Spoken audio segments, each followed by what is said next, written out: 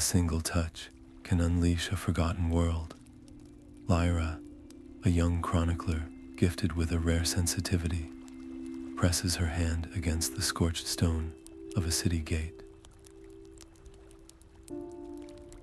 Instantly, the silence shatters. Spectral voices and visions of a hidden massacre flood her mind, a brutal truth sealed in the ash for generations. She races to document these fragile echoes before they vanish into silence, knowing each faded whisper brings a cycle of destruction, one step closer to our own world. By the end of this journey, you will understand the secret language of burned cities and how listening to the past can save our future. What terrible price did the city pay for its secrets, and why would someone risk their sanity to hear them? Wherever you are listening from right now, and whatever the hour, I would love to know what place you call home. What memory would you risk everything to preserve? The soldier's final moments were a storm of fire and steel, but his journal held a deeper, colder truth. Lyra followed the most agonizing echo to a collapsed watchtower, her hands scraping against sharp stone as she moved aside the rubble. Beneath a fractured slab, she found it, a leather-bound journal, its pages brittle, but the ink still stark. The entries spoke of locked gates that should have been open, of patrols called away from the walls on the very night of the attack.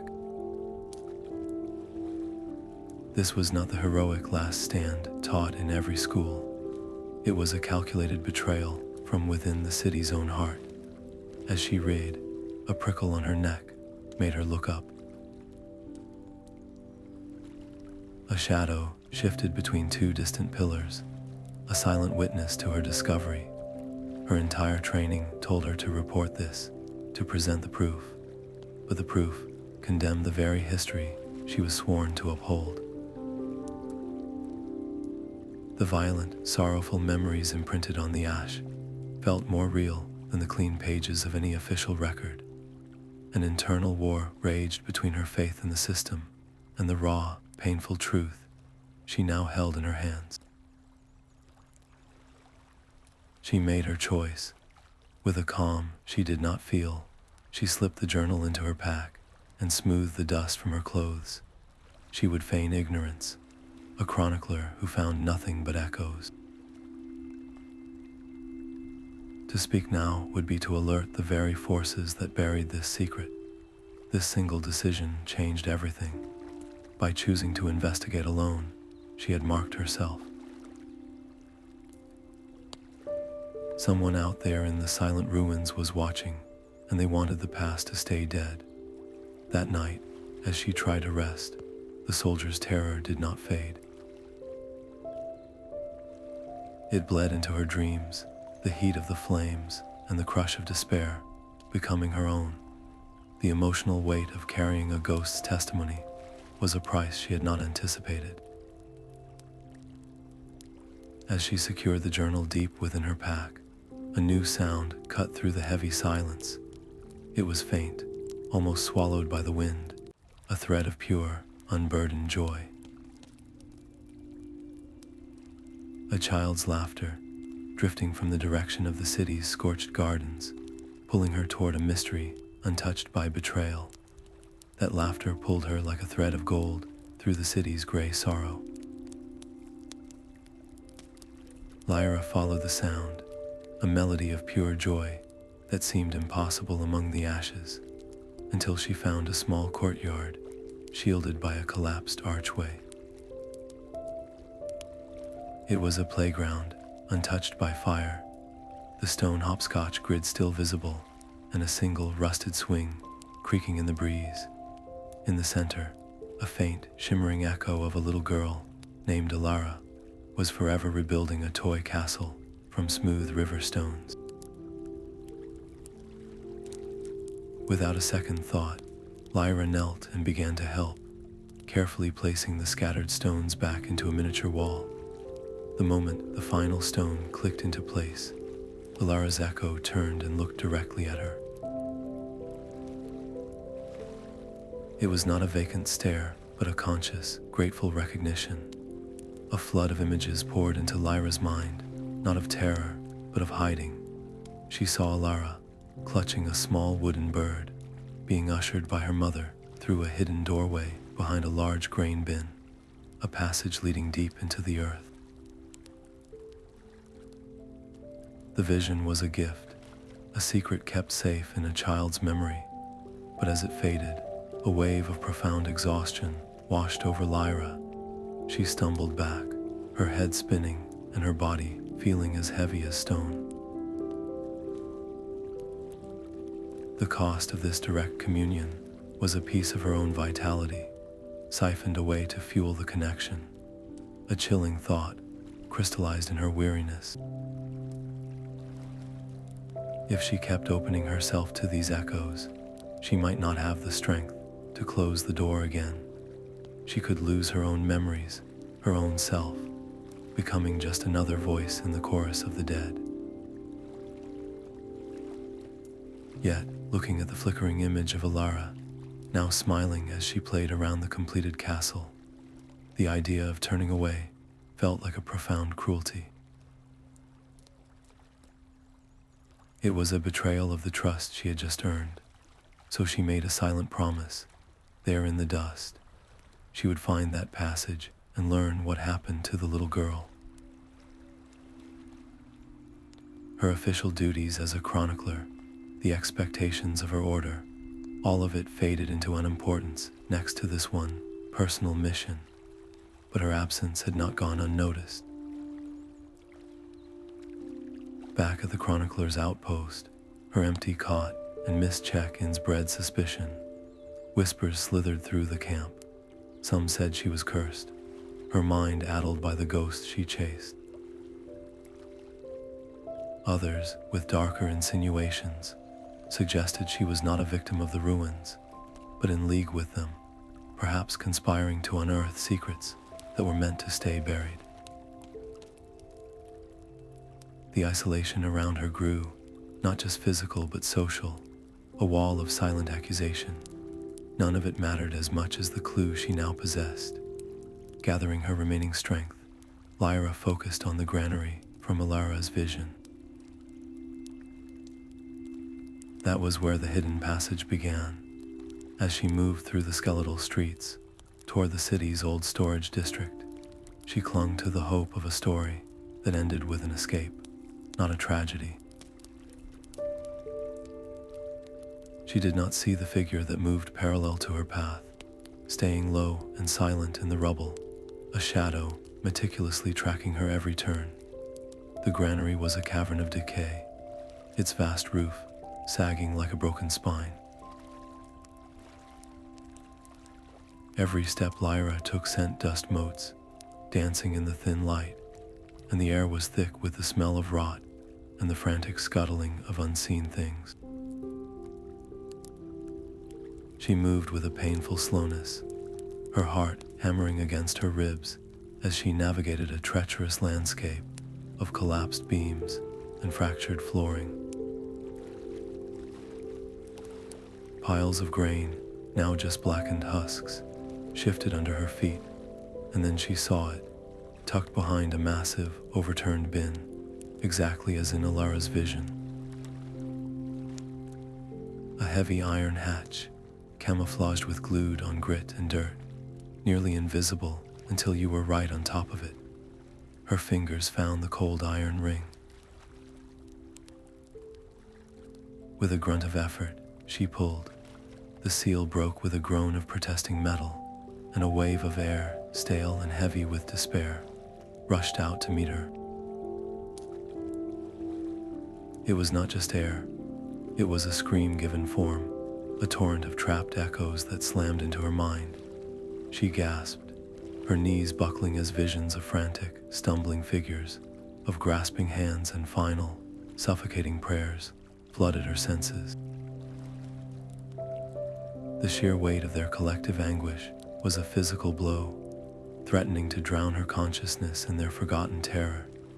She squeezed her eyes shut, fighting to anchor herself in the present, in the solidity of the cold floor beneath her hands. When the storm in her head finally subsided, her chronicler's lamp revealed the truth etched into the stone wall beside the hatch.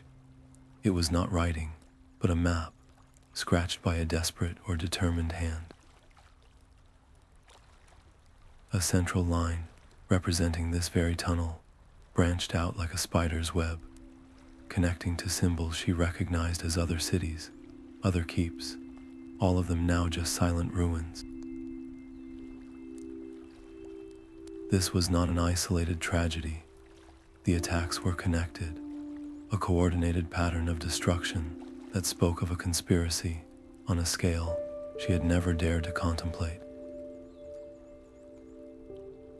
The open hatch now seemed less like a doorway and more like a mouth, waiting to swallow her, a deep, primal fear of being trapped, of the earth above her giving way and burying her in this tomb, clawed at her resolve. The space below was tight, impossibly dark, but to turn back now was unthinkable. The ghosts in the air demanded it. Alara's memory demanded it. She took one long, steadying breath, the musty air filling her lungs, and committed. Swinging her legs over the edge, she began the careful climb down, the worn iron rungs of a ladder cold and slippery beneath her grip. Her small lamp cast a fragile pool of light, pushing back the absolute blackness just enough to reveal a narrow, man-made tunnel, its walls slick with moisture. The map was real, and its implications were terrifying. Someone, or something, had systematically orchestrated the fall of these places, and she was now the only one who knew. As her lamp flickered in a sudden, cold draft that snaked through the passage, a new sound froze her in place. It was faint, but unmistakable in the profound silence. From somewhere ahead in the twisting dark, a rhythmic, grating scrape echoed toward her, the sound of stone being dragged over stone. Something else was down here, and it was moving. The rhythmic scrape echoed closer, a sound like stone grinding against stone, but it carried no weight of physical threat. It was a memory, a loop of duty playing out in the dark. Lyra pressed herself against the damp tunnel wall as the echo of a city guard materialized before her, his spectral form clad in armor that had long since crumbled to dust. He marched a precise, repetitive patrol, his movements stiff and haunted, his gaze forever fixed on some unseen point in the past. She understood instantly. This was not a ghost to be fought, but a mechanism to be understood. A single misstep, a sudden movement that broke the pattern of his memory, could trigger a violent defensive reflex from the echo itself, a psychic blast of pure, ingrained duty. Her only way forward was to become a part of his ritual. She synced her breathing with his heavy, phantom footsteps, studying the exact cadence of his patrol. When he turned to retrace his steps, she moved with him, a shadow mirroring his path, her own boots placed carefully where his had fallen for centuries. It was an exhausting, nerve-wracking dance. For several agonizing minutes, she was his perfect reflection, her every muscle tensed in anticipation. As they passed a seemingly solid section of wall, the guard's echo performed a subtle, almost imperceptible gesture, his gauntleted hand brushing a specific stone. In that moment, Lyra felt the purpose behind his endless vigil. He was not just guarding a tunnel, he was protecting a secret, a hidden archive, a repository of truth meant to survive the city's fall. The echo faded around the next bend, its scraping footsteps receding, and Lyra was left alone before the wall. Following the memory of his touch, she pressed against the stone. With a soft, deep click, a section of the wall pivoted inward, revealing a chamber sealed for generations. The air that wafted out was dry and carried the scent of old vellum and cedar. Inside was a small, circular room, its walls lined with sealed scroll tubes and locked chests. This was the moment every rule of her order screamed at her to stop. To breach a sealed archive was the highest violation of protocol, an act that could see her stripped of her title and exiled. The authorities she would have to report this to might very well decide such dangerous knowledge was better lost, destroyed for the sake of a comfortable, if false, peace. But she thought of the soldier's journal, of the little girl's laughter, of the map connecting so many fallen cities. The truth was not just a historical curiosity, it was a weapon against the cycles of destruction that threatened to repeat. The silence of this archive was a lie, and she could no longer live within it. Her decision was calm and absolute. Using the tip of her knife, she carefully pried open the wax seal on the nearest chest. The lid lifted to reveal stacks of meticulously kept records, ledgers of provisions, troop movements, and council decrees from the final days. And there, in a scroll marked with the city's highest seal of urgency, she found the names. A list of traitors who had orchestrated the downfall from within. Her blood ran cold as her eyes fell on the final name, a figure of immense respect and influence, a man celebrated in modern histories as a tragic hero of the resistance. He was not a victim, he was the architect. He was also, according to the records of the current era, still alive, an elder statesman whose word shaped policy and whose legacy was untouchable. The implications were staggering. This was not ancient history. It was a living, breathing conspiracy. Without a second thought, she pocketed the damning scroll, the fragile parchment feeling like a live coal against her side. As she turned to leave, a new sound froze her in place, this one terrifyingly real and present. The unmistakable crunch of footsteps, heavy and deliberate, echoed from the main tunnel, moving directly toward the hidden chamber. They were not echoes. Someone had followed her down. Her heart leaped into her throat. The main entrance was now a trap. She had to find another way out, and the only path led deeper into the archive's secret heart. The escape tunnel was a tight, suffocating crawl through absolute darkness. Lyra pushed forward, the rough stone scraping against her shoulders, her breath coming in short, sharp gasps. She could still hear the heavy footsteps echoing behind her, a constant reminder that her discovery had not gone unnoticed. After what felt like an eternity, a sliver of gray light appeared ahead, and she squeezed through a final, overgrown fissure to emerge inside an abandoned keep on the city's outskirts.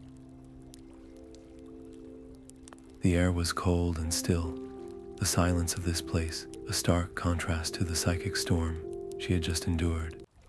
Her eyes, adjusting to the dim light, were drawn to a patch of wall near the ruined hearth. The stone there was smoother, almost polished. Moving closer, she saw it, a crest carved with deliberate precision. It was the symbol of the traitor, the same one listed on the scroll she now carried. Her mind raced. Why was it here, in this isolated place so far from the city's heart?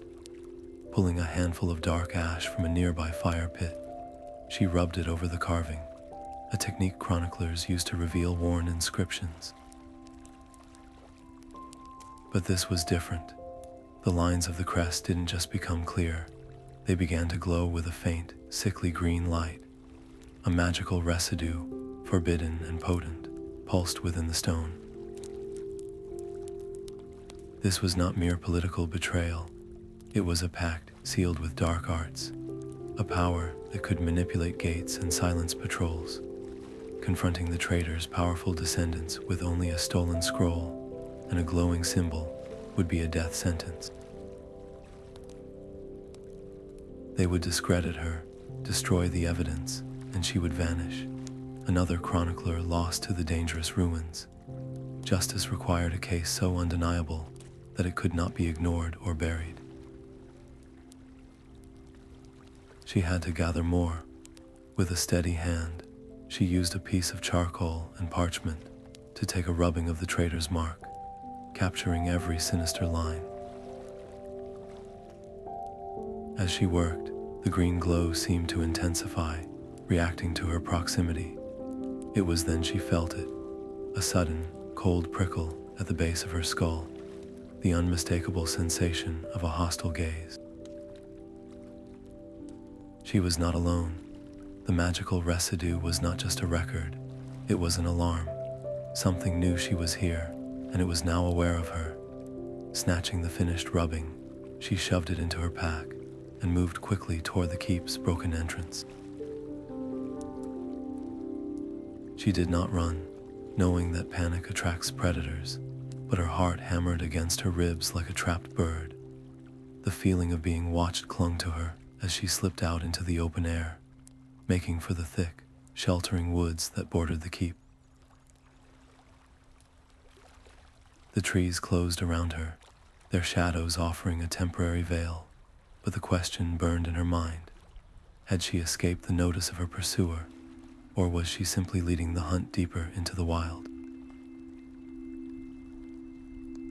The forest canopy closed over her like a shield, but the feeling of being hunted was a cold stone in her gut. She moved for hours, her path a winding, desperate attempt to lose any possible pursuer, until she stumbled into a small, hidden clearing nestled against a cliff face. There, tucked beneath a stone overhang, was a dwelling so woven into the ruins it was almost invisible. An old man sat by a low fire, his back to her, yet he spoke without turning. "I have been listening to your footsteps. They are heavy with more than just weariness." He introduced himself as Kale, a hermit who had long ago forsaken the world of the living to become a keeper for the dead. He lived among the ashes, and he understood their secret language. He saw the raw, uncontrolled nature of her gift, how the echoes battered her mind like a storm, and he offered her the one thing she desperately needed: control. His first lesson was one of focus. He taught her to sift the ashes, not with her hands, but with her intent. He gave her a small, worn bowl made of a strange, non-reactive stone. "Place a pinch of ash here," he instructed, his voice a low rumble.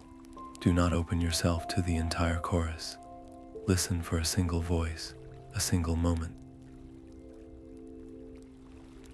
Find its texture, its unique sorrow or joy." It was agonizingly difficult. The moment she touched the ash, the cacophony of a dying city would surge forward, threatening to pull her under. But Kale's calm, steady presence was an anchor. He taught her breathing techniques, ways to build mental walls that filtered out the noise until only one strand of memory remained. Under his guidance, she learned to isolate a soldier's final prayer, a mother's lullaby, a baker's pride in his morning loaf. She was no longer a victim of the visions. She was their curator. As her control solidified, the isolated memories began to form a terrifying mosaic. The traitor's goal was not merely power or wealth. Scattered whispers from different ashes all spoke of a systematic campaign to erase a specific, ancient prophecy. It foretold the rise of a world healer, a soul born from the collective sorrow of the ashes, destined to mend the fractures in the world and break the cycles of destruction. The burned cities were not just political targets. They were cradles of potential, places where this healer might one day emerge. The conspiracy was a preemptive strike against hope itself. Yet, Lyra found she could not fully trust her teacher. Cale knew too much. His explanations were too precise. His understanding of the traitors' inner workings too intimate. He never spoke of his own past, and his motives for hiding in the woods remained shrouded. Was he a guide, or was he using her to uncover something for himself? Her decision was a silent one, a fracture in their budding trust. She accepted his training with grateful diligence, but she never revealed the traitor's scroll tucked safely in her pack.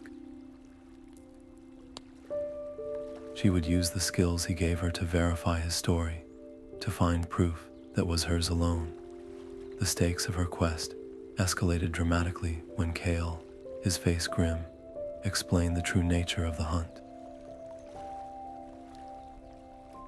The traitor's descendants, he said, now powerful and entrenched in the new societies, knew their ancestral sin was not fully erased. They actively hunted anyone with the gift to speak with echoes, seeing them as living keys to a past they needed to keep locked away forever. Lyra's growing proficiency was not just making her a better chronicler, it was turning her into their primary target. During a lesson focused on discerning emotional resonance in different ash types, Cale suddenly stiffened. His head cocked, his eyes losing focus as he listened to something she could not hear. "The echo patterns are shifting," he whispered, his voice tight with alarm. "They are screaming. The hunters are here." The forest floor swallowed their camp in a frantic, silent scramble.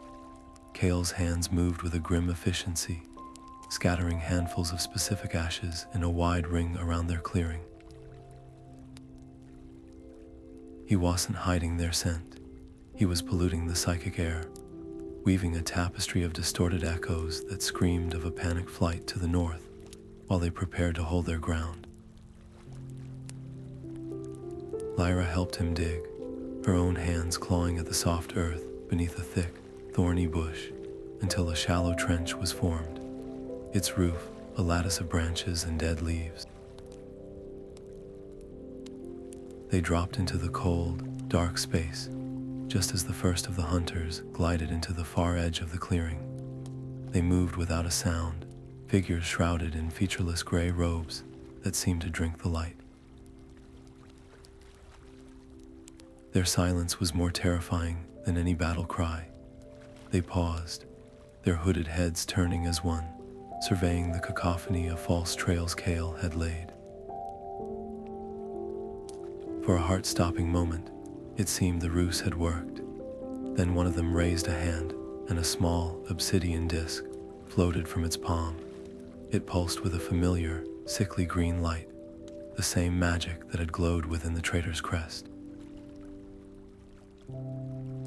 The artifact hovered, then began a slow, methodical sweep of the area, its light probing the shadows, seeking the truth beneath the lies. Lyra held her breath, pressing herself into the damp soil. The disc drifted closer, its green pulse thrumming in the silence, a malevolent heartbeat. It was 10 feet away, then 5, the light beginning to lick at the branches hiding them. Panic was a live wire in her chest, screaming at her to run, to scream, to do anything but lie there and be found. Instead, she closed her eyes, shutting out the terrifying sight. She reached for Cale's lessons, for the bowl of focused intent in her mind. She sifted through the ashes of memory around her, not for a person, but for a sound, a single, specific vibration. She found it, the sharp, startled chitter of a ground squirrel, sensing a hawk's shadow. With a focused whisper of her will, she cast that memory outward, a perfect, psychic mimicry that originated from a dense thicket, 20 paces to their left. The obsidian disc froze, its green light flickering. It hung in the air for one eternal second, then shot toward the thicket with unnerving speed. The moment it turned, Kale gripped her arm, and they erupted from the trench, running not for the open forest, but for a narrow fissure in the cliff face she had never noticed. They scrambled through just as a blast of searing green energy shattered the rocks where they had been hiding. The hunters were not fooled for long. Their flight was a blur of adrenaline and fear. A sharp crack echoed, and Kale grunted, stumbling. A glancing strike from a ricochet of that same green energy had torn through his shoulder. Lyra half dragged him deeper into the fissure, the sounds of pursuit fading as the passage twisted into a labyrinth of stone. When they finally collapsed in a small, damp cavern, the immediate danger had passed, but the cost was clear.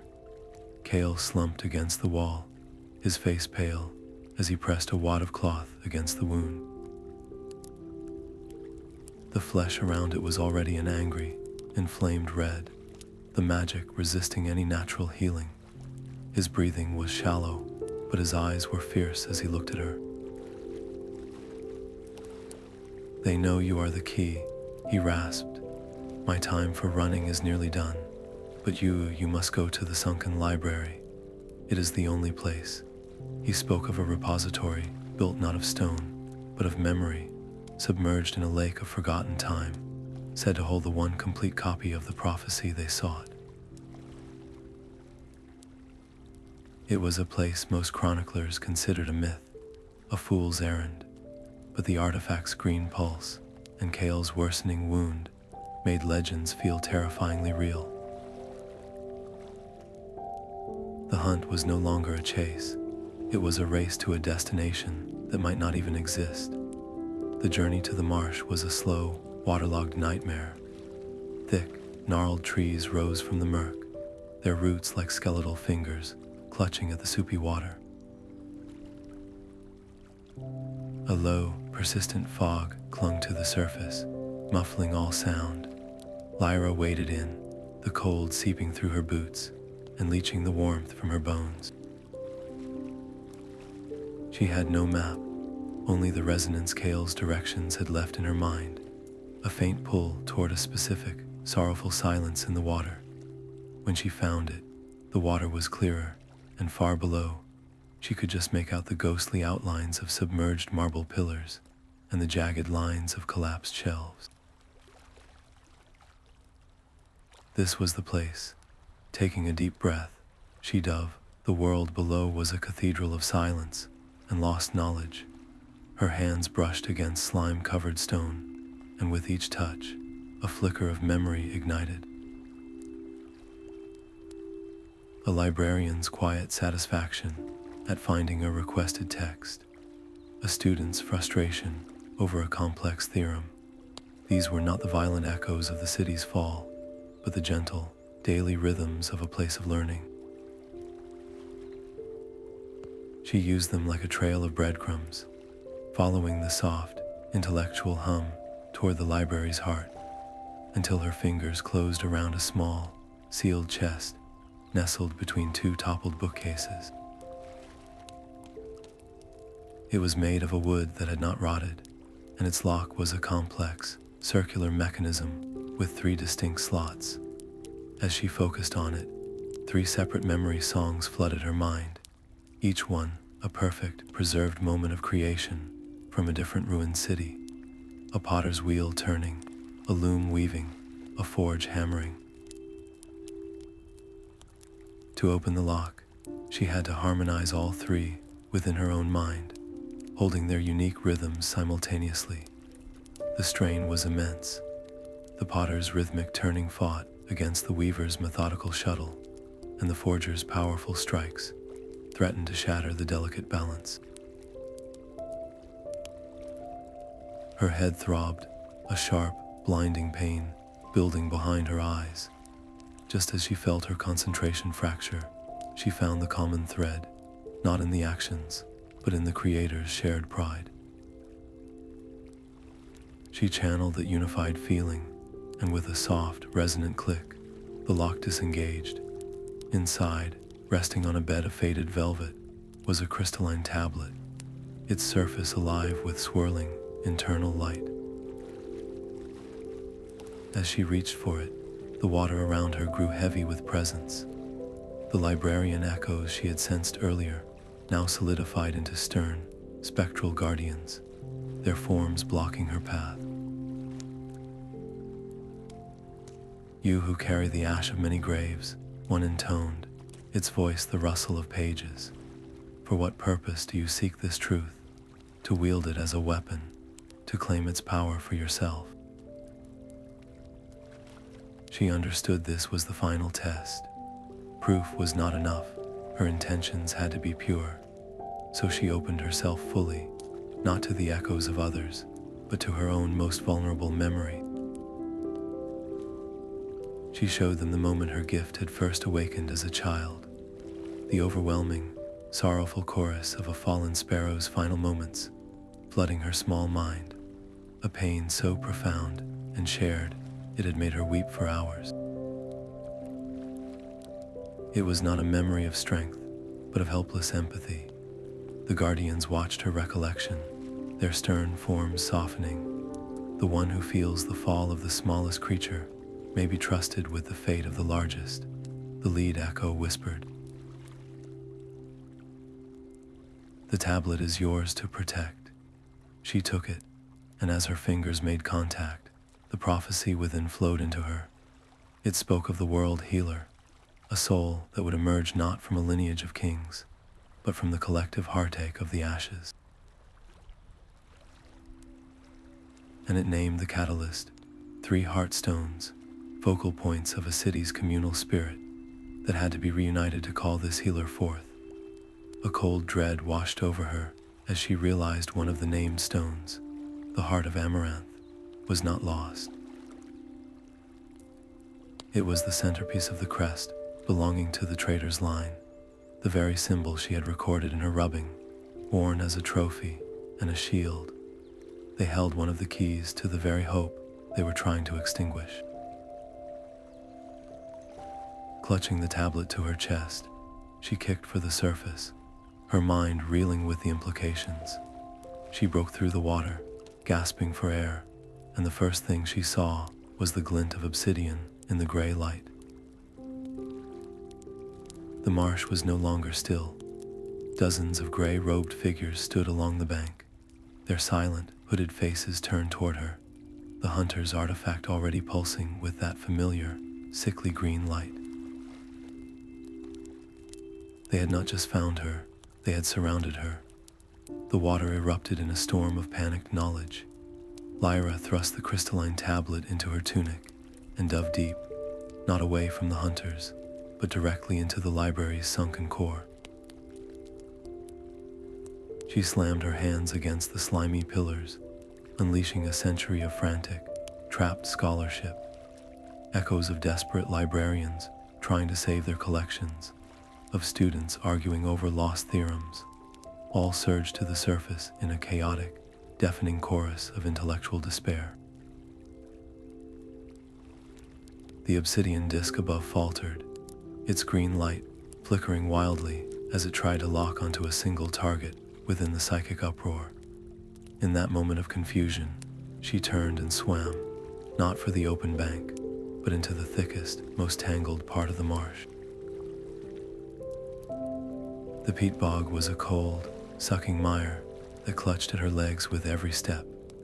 Thick, tea-colored water seeped into her boots, and the ground itself felt unstable, a floating mat of vegetation over deep, cold water.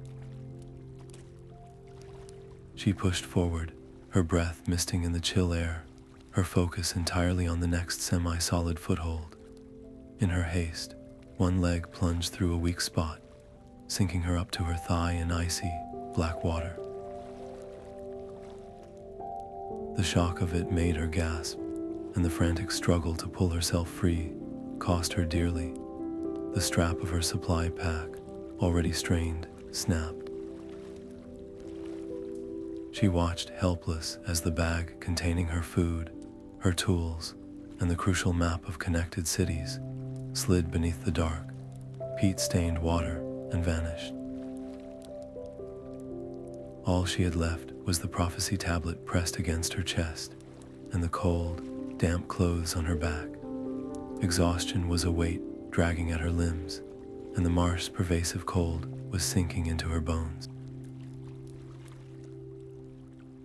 She reached the edge of the bog as twilight began to bleed the color from the world, facing a stark choice. To the west lay a longer, safer route through trackless wilderness, a journey her empty stomach and sodden state might not survive. To the east was a more direct path, but it skirted old trade roads the hunters would certainly be watching. Survival demanded risk. She turned east. Moving like a ghost herself, she drew upon every lesson Kale had taught her. She didn't just walk quietly, she wove a cloak of ambient sound around her, pulling forward the gentle drip of water from leaves, the rustle of a distant fox, the sigh of the wind. She layered these harmless echoes over her own presence, masking the crunch of a twig or the soft squelch of her boots in the mud. It was a constant, draining effort, a tightrope walk of concentration where a single lapse could betray her. She passed within sight of a gray-robed sentry, her heart hammering so loudly she was sure it would give her away.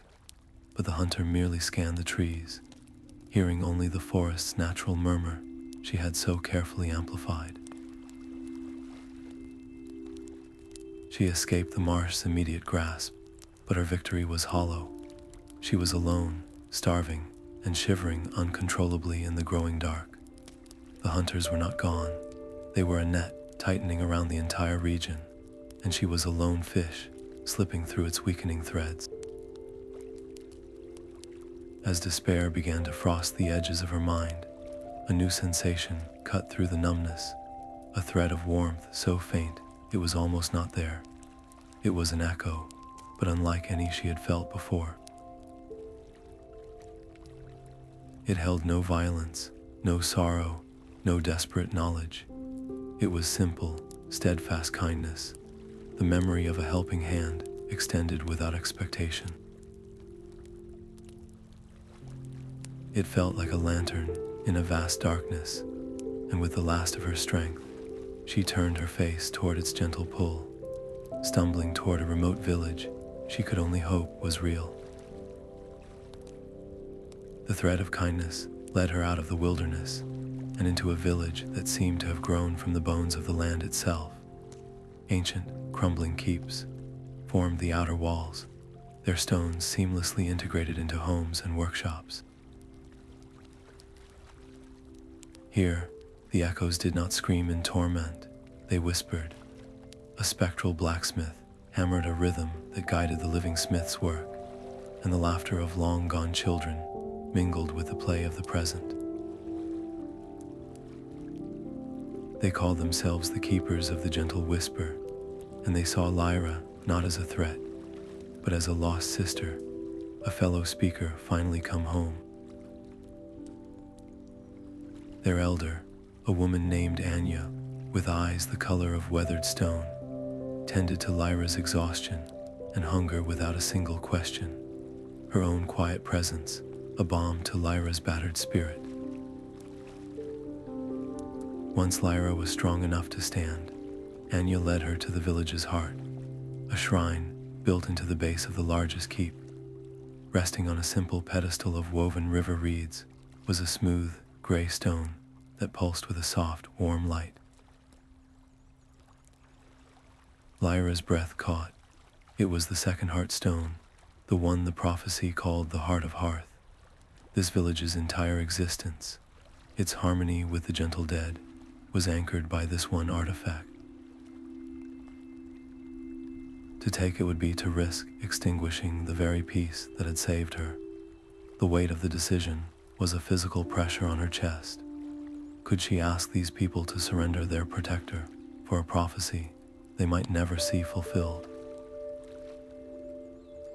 Her quest demanded the stone, but her conscience demanded she leave it be. She did not demand. She knelt before Anya and opened her own memories, showing the elder the soldier's betrayal, the child's hiding place, the traitor's glowing crest, and the submerged prophecy from the library. She showed her the hunters and their obsidian discs. She did not ask for the stone, she asked for their trust. Anya watched the visions in silence, her face a landscape of sorrow and resolve. When Lyra finished, the elder placed a hand on the warm stone. "We have kept this safe," she said, her voice soft but firm, "not for ourselves, but for the world. A protector who only guards their own gate has forgotten the purpose of the wall. You will take it. You will carry our hope with you, and you will return it when the work is done." The moment of agreement shattered with the scream of a child. A figure in gray, smaller and quicker than the hunters in the marsh, was seen slipping behind the shrine. The spy had been living among them, learning their ways and their secrets. The village's location was compromised. In an instant, the gentle whispers of the past sharpened into focused intent. The keepers began their defense, not with shouts, but with a grim, practiced silence. They moved stones to block passages, and the spectral blacksmith took up a phantom post at the weakest point in the wall, his eternal vigil now a shield for the living. Lyra knew she could not stay. Her presence was the lightning rod. As she slipped the warm Heartstone into her tunic, next to the cold crystal of the prophecy, she made a vow to Anya. "I will lead them away from you. I will make them chase me so hard they forget this place exists." She left as the first defensive barricades were raised, the village transforming from a sanctuary into a fortress, its fate now irrevocably tied to the stone she carried and the hunters she had to outrun. Lord Valerius' Manor was a fortress of polished arrogance, its high walls designed to keep out both enemies and inconvenient truths. Lyra slipped through its gates, not as a chronicler, but as a scholar invited to a lavish party, her borrowed robes feeling like a poor disguise against the weight of the 2 Heartstones hidden beneath them. The first, the Heart of Hearth, warmed her skin with the gentle promise of the village. The second, the prophecy's crystal tablet, felt cold and heavy with its terrible knowledge. The air in the grand hall was thick with perfume and the clinking of glasses, a stark contrast to the musty silence of the archives and the cold terror of the marsh. She moved through the glittering crowd, her senses tuned not to the idle chatter, but to the subtle hum of the 3rd Heartstone, the heart of Amaranth. It pulled her like a lodestone toward a secluded gallery, a room filled with artifacts of conquest, and there it was, set as the centerpiece in the traitor's own crest, displayed like a trophy in a glass case. Its light was dormant, captive, a songbird in a gilded cage. Her fingers were just brushing the cool glass when a calm, cultured voice spoke from behind her. "I was wondering when you would arrive." Lord Valerius stepped from the shadows, his face a mask of polite amusement that did not reach his cold eyes. He knew her name. He knew about the scroll, the marsh, the village. He had been anticipating her, studying her path as one studies a troublesome insect. "You have been remarkably persistent," he said, gesturing to the stone. "But you misunderstand its purpose. This power was never meant to call forth some mythical healer. It was meant to be wielded." He offered her a place at his side, a chance to use the stones not to mend the world, but to control it, to shape history without the messy interference of prophecy or hope. It was a choice between joining the very force that created the ashes or becoming one herself. Lyra did not hesitate. Her refusal was not a shout, but a quiet, solid thing. "No, then you will become an echo," he said, his voice dropping all pretense of civility. But as he moved to signal his guards, Lyra was already acting. She slammed her palm against the wall of the gallery, not to feel its history, but to awaken it. She focused on one single, volatile memory, trapped in the lacquered wood of a display cabinet. The furious, creative passion of an artist whose work had been stolen and displayed here against his will. She channeled that raw, indignant energy and let it loose. The echo erupted. A phantom chisel slammed into the cabinet. A spectral paintbrush splattered imaginary color across a priceless tapestry. The room filled with a cacophony of artistic rage. Glass cases shattered. Guests in the hall screamed as the chaos spilled toward them. In the pandemonium, Lyra drove her elbow into the glass case, ignoring the shards that bit into her skin, and seized the heart of Amaranth. The moment her fingers closed around it, a jolt of energy surged up her arm. The stone flared to life, its deep crimson light pulsing in perfect, urgent rhythm with the warm gray stone and the cold crystal tablet against her chest. The three artifacts were now a triad, a single beating heart of immense potential. She did not look back at Valerius, but she heard his roar of fury cut through the din, a vow that chased her out into the cold night air. "You will not leave these grounds alive." The hunt was no longer impersonal. It was a blood feud. His guards were already converging, their shouts echoing across the manicured lawns as Lyra, clutching the three unified stones, vanished into the shadows, the synchronized pulse a beacon in the dark and a target on her back. The mountain did not have a name on any map, only a title whispered by those who knew its secret. They called it the Weeping Mountain, and as Lyra began her climb, she understood why. The very air was thick with a palpable grief, a mist of forgotten sorrow that clung to the jagged rock and made each handhold feel slick with tears. Her progress was not just difficult, it was unnaturally slow, as if the mountain itself was pushing back with the weight of every soul it had consumed. The cave entrance was a dark, weeping wound in the mountainside, and from it flowed a river of pure, concentrated despair. Stepping inside was like drowning in a sea of lost voices.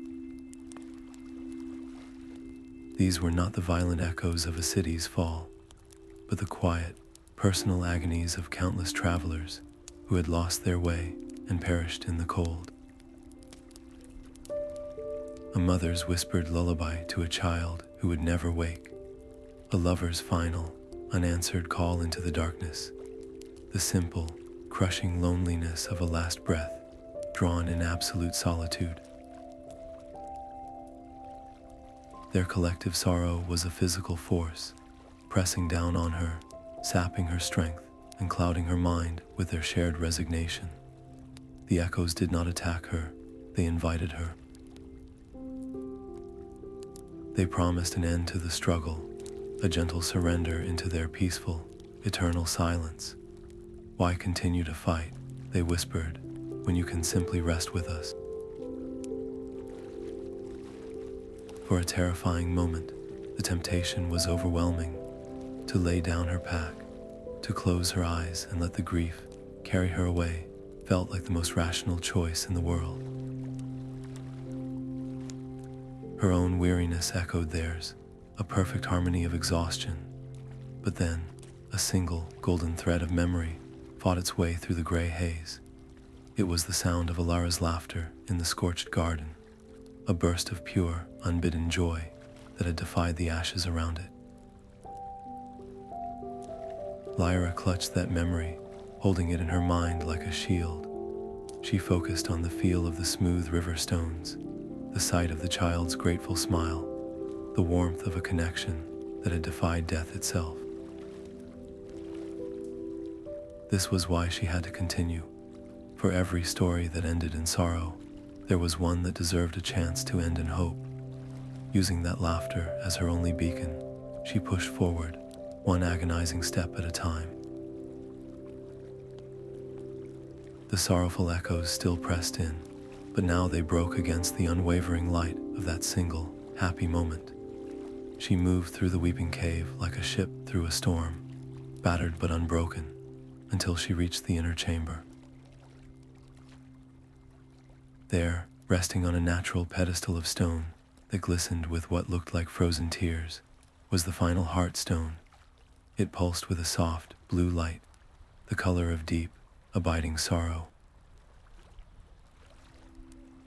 As her fingers closed around it, a profound silence fell. The weeping stopped. The thousands of trapped echoes, their grief finally acknowledged and released, sighed a single, collective breath of relief and faded into peace. The mountain, however, had no such peace. The sudden absence of the sorrow that had saturated its stone for centuries created a violent vacuum. A deep, groaning roar shuddered through the cavern, and the walls began to shake. Cracks spider-webbed across the ceiling, and fist-sized rocks clattered down around her. The released echoes had stabilized the mountain, and without them, it was coming apart. Lyra turned and ran, scrambling over falling debris, diving through the collapsing entrance as a massive slab of stone crashed down behind her, sealing the weeping cave forever. She stumbled down the loose scree of the mountainside, coughing in the cloud of dust, her body trembling with adrenaline and the lingering touch of despair. And that is when she saw them. Arrayed in a perfect, silent line at the base of the mountain were Lord Valerius and his hunters, their gray robes stark against the pale stone. They had not needed to follow her in. They had simply waited for the mountain to do their work, and now they were here to collect what remained. The river was a wide, silver scar, cutting her off from the only path forward. Lyra could hear the shouts of the hunters closing in, their heavy footfalls a death knell in the quiet evening. She was trapped, with the cold water before her and Valerius's vengeance behind.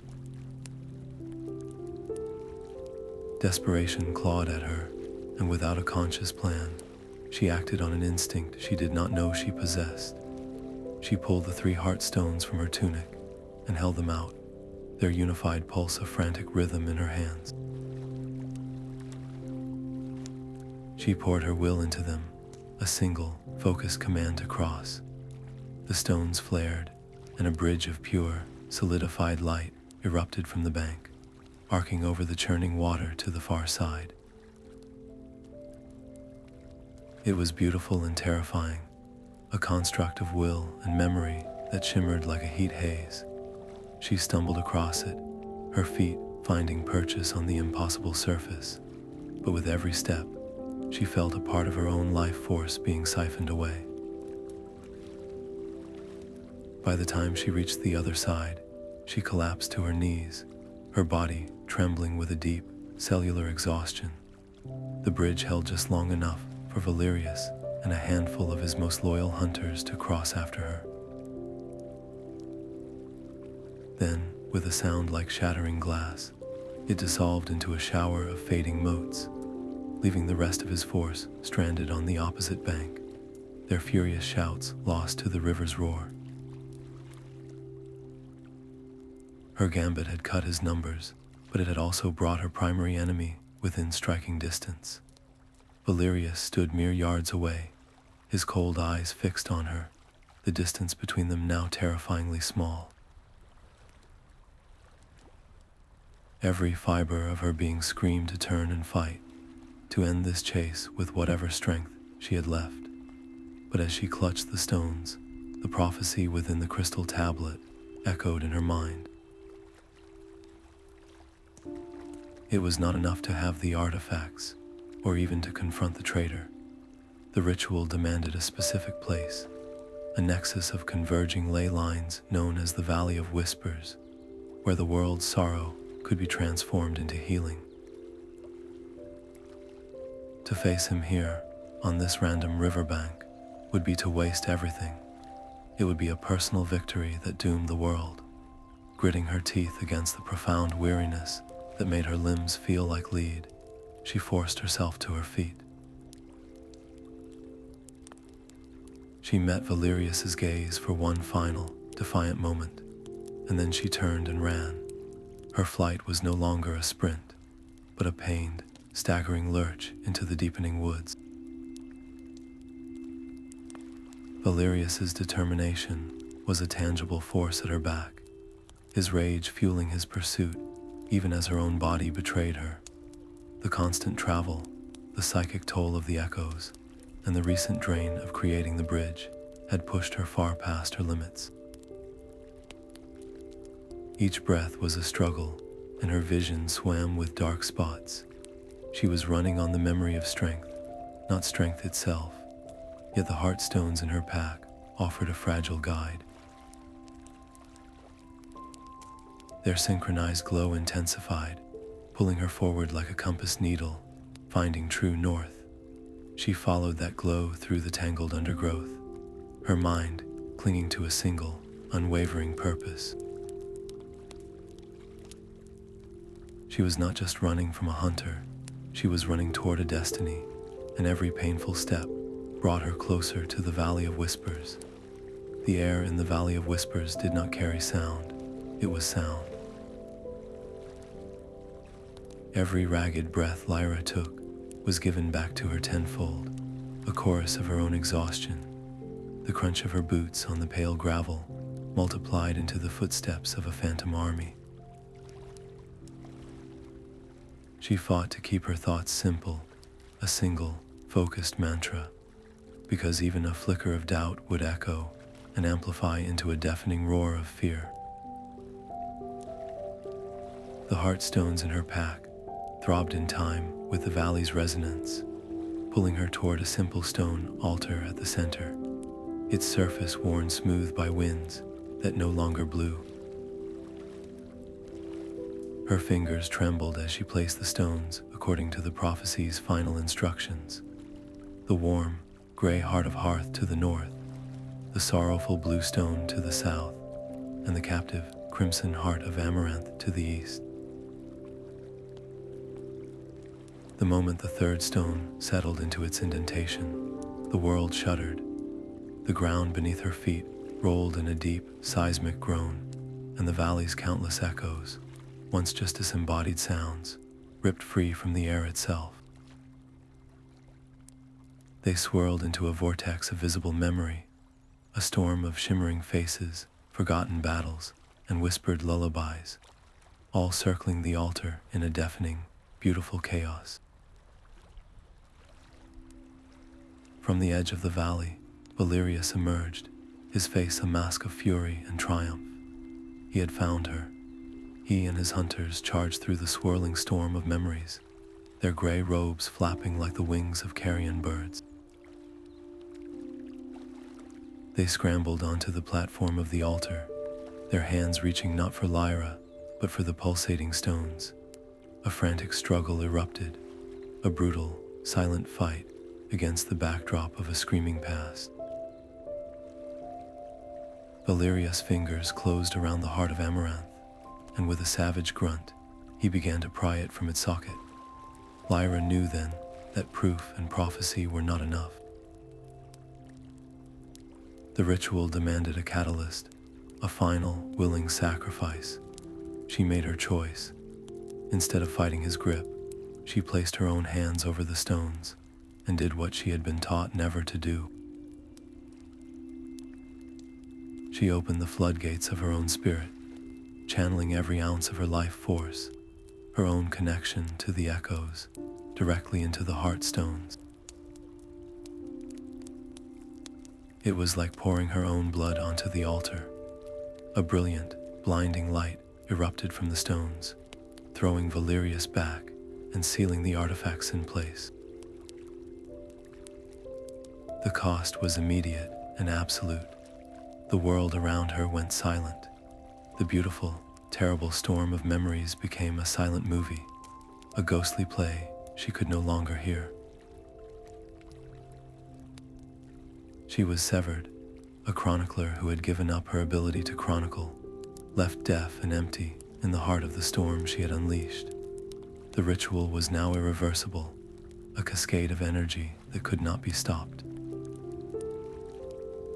But in that moment of ultimate vulnerability, as she knelt drained and defenseless on the stone, Valerius rose, a dagger gleaming in his hand. His final lunge was a promise of oblivion. And as the blade descended, the swirling storm of echoes did not part. It solidified, coalescing into a single, radiant figure of pure, calm light that stood between them. The blade never fell. It stopped a hair's breadth from Lyra's throat, held not by metal, but by a hand woven from light and memory. The world healer had taken form, a being whose face held the sorrow of every ghost and the hope of every dawn. It turned its gaze upon Valerius, and without a word, it reached out and touched his forehead. The dam broke. He was not shown a history lesson. He was made to live it. He felt the searing heat of the flames his ancestor had ordered, the choking terror of the families trapped in the granary, the crushing weight of a little girl's confusion as her world turned to ash. He did not witness the betrayal.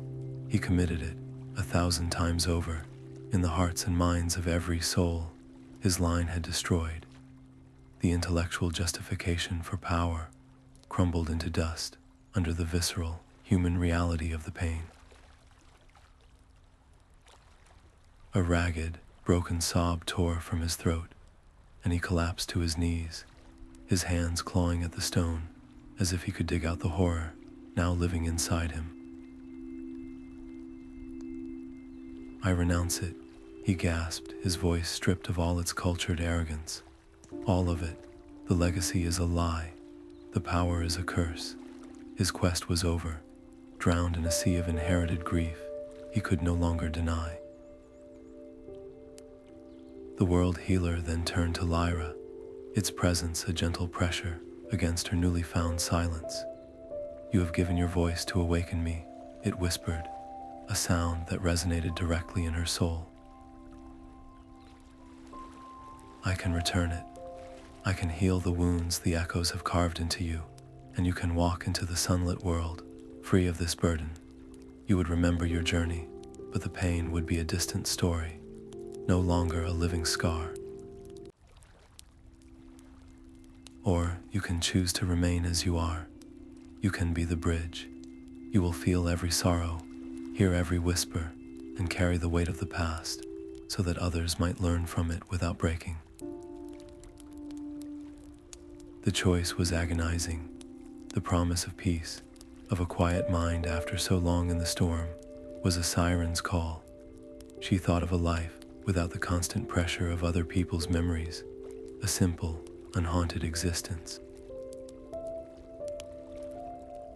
But to forget the pain would be to cheapen the sacrifice of every ghost who had trusted her with their truth. It would make their suffering meaningless. Her own silence was the proof of her commitment. "I choose to remember," she said, her voice steady despite the tears on her cheeks. "I will be the bridge." A profound sense of acceptance flowed from the world healer, and with it, a surge of energy rippled out from the altar. The blighted lands at the valley's edge, long stripped of life, began to tremble. Pale green shoots pushed through the cracked earth, and the air itself seemed to brighten, thick with the scent of rain on fresh soil. But the transformation was not a sudden miracle. It was a slow, deliberate mending, a patient weaving of life back into a torn tapestry. This fragile process would need guardians, protectors to shield the nascent hope from those who would still see it extinguished. As the first true sunrise in centuries broke over the Valley of Whispers, Lyra stood watching the light touch the new growth. Valerius was gone, vanished into the wilderness to carry his own penance. The immediate threat was over, but the world's healing had only just begun, and she was now its eternal, remembering witness.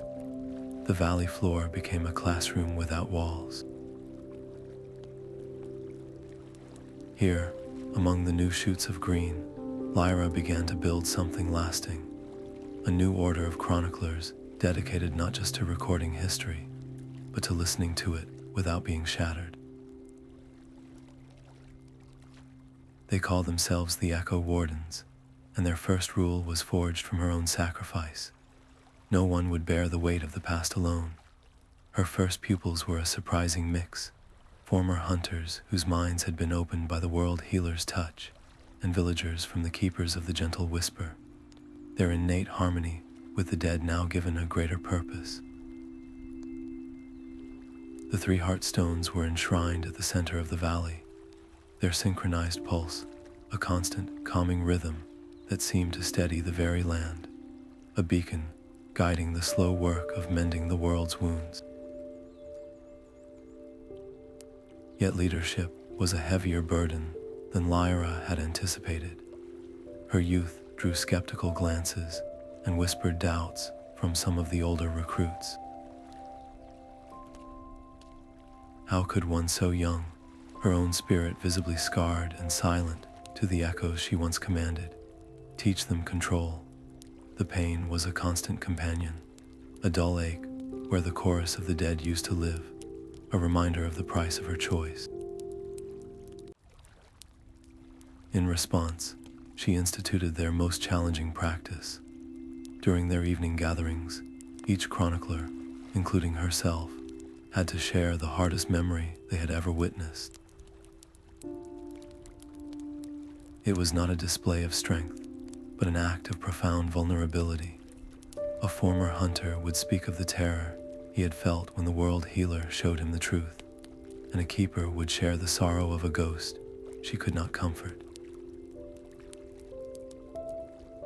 By pouring their private grief into a collective cup, they diluted its poison, building a foundation of shared empathy that made them collectively stronger than any one of them could be alone. The world healer, now a fading presence woven into the valley's growing life, offered a final, sobering warning. The forces of forgetting had not been eradicated, only scattered. They would regroup, it whispered, in new forms, armed with subtler tools than obsidian discs and gray robes. They would challenge this work, preaching that the past was a shackle best left broken.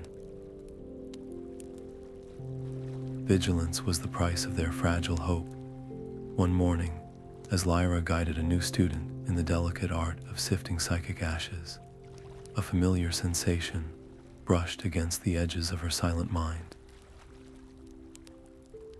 It was not a scream or a whisper of sorrow, but a thread of pure, unburdened joy, the same golden laughter that had once led her to a hidden courtyard and a child's toy castle. Alara's echo had found its way to the valley. Lyra did not hear it, but she felt its warmth, a gentle pressure against her heart. She paused her lesson and smiled, a genuine, peaceful expression that quieted the doubts of those watching. Some memories, she knew, were not burdens to be carried, but gifts to be cherished, reminders that their fight was for the right of all souls to be remembered, not just for their pain, but for their joy. The scent of smoke still clung to the air over the charred remains of Awakens. Lyra stood with her new chroniclers at the edge of the ruin, the raw grief of the place, a palpable wall of sorrow.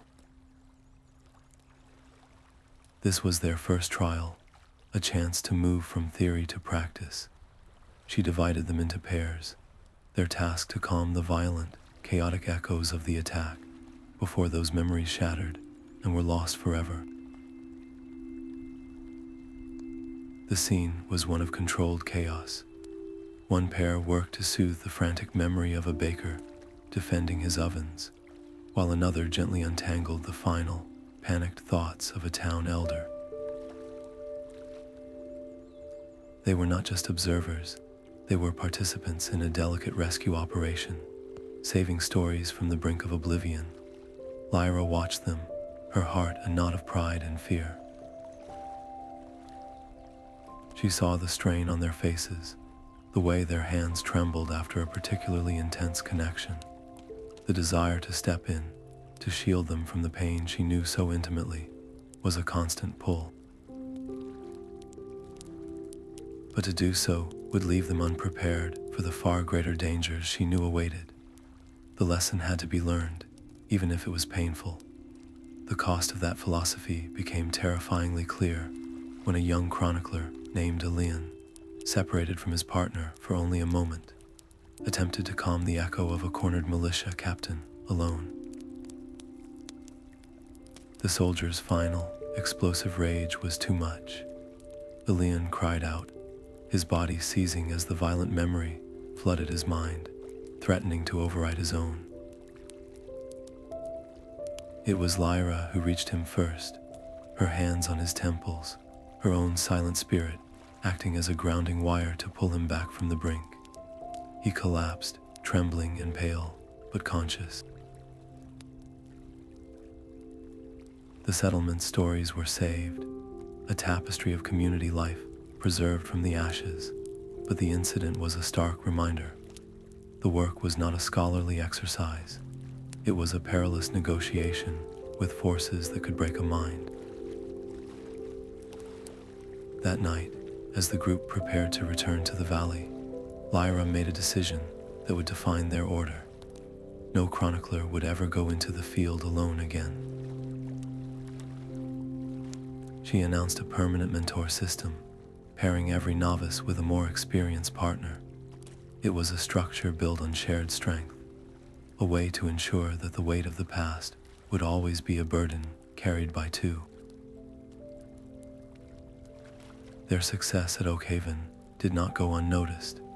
As they traveled, word of the Echo Wardens began to spread. Messengers found them on the road, bearing pleas from distant regions. A flooded city needed its drowned songs recovered. A quarantined plague town begged for its dead to be heard.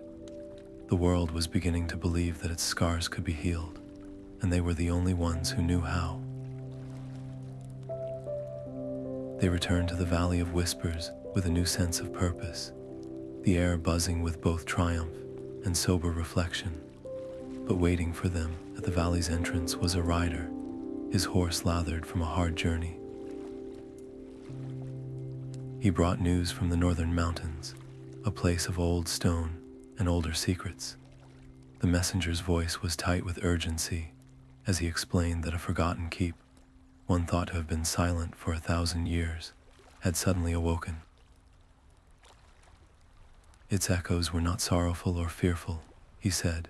They were angry, and they were spreading.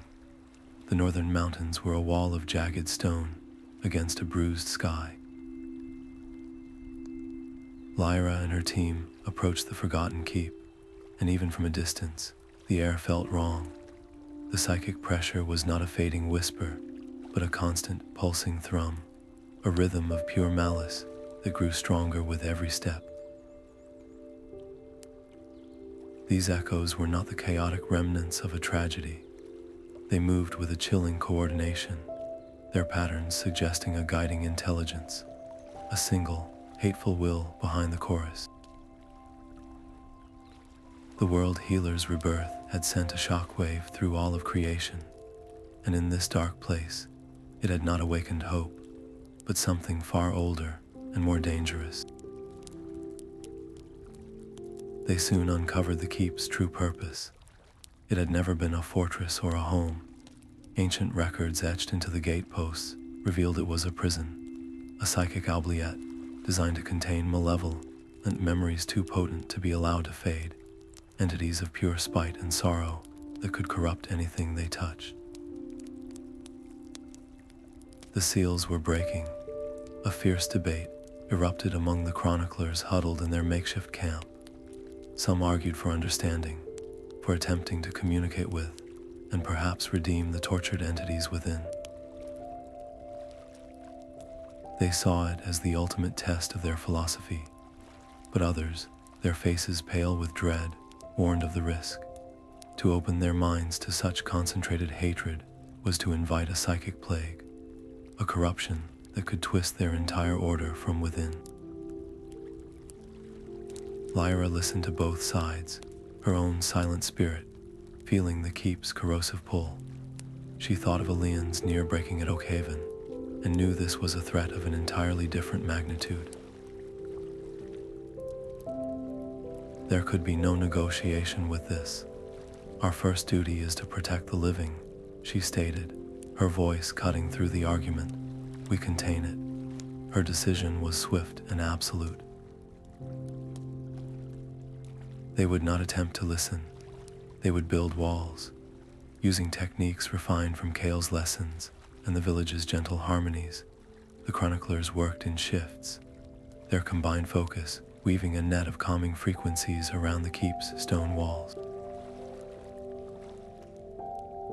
These echo barriers were not physical, but psychic, a shimmering, invisible dam meant to hold back the tide of hate. Yet the malevolence within was not so easily caged. As the barriers solidified, the entity fought back. It began to bleed its influence into the world. The local wildlife, normally shy mountain goats and birds, became aggressive, their eyes glazed with a borrowed fury. Then the weather itself turned. A localized storm of fear began to brew directly over the keep, a roiling vortex of black cloud that crackled not with lightning, but with psychic static, a downpour of pure, undiluted dread that soaked into the very soil. Working through the terrifying storm, her hands shaking as she reinforced a failing section of the barrier, a fragment of memory surfaced in Lyra's mind. It was not an echo from the keep, but a line of text from the crystalline prophecy tablet she had recovered from the Sunken library. It spoke of a creature, a myth even among myths, known as a memory eater, a being that could consume raw echo energy and pacify it into harmless silence. The text was vague, more poetic warning than practical guide, but in the heart of that manufactured tempest, it felt like the only possible key. The toxic bog was a landscape of lies.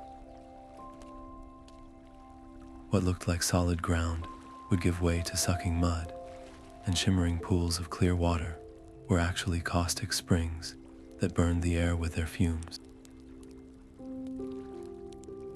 Lyra moved with a painful slowness, her every sense strained to its limit. The malevolent echoes from the keep had seeped even here, twisting the land itself into a psychic trap.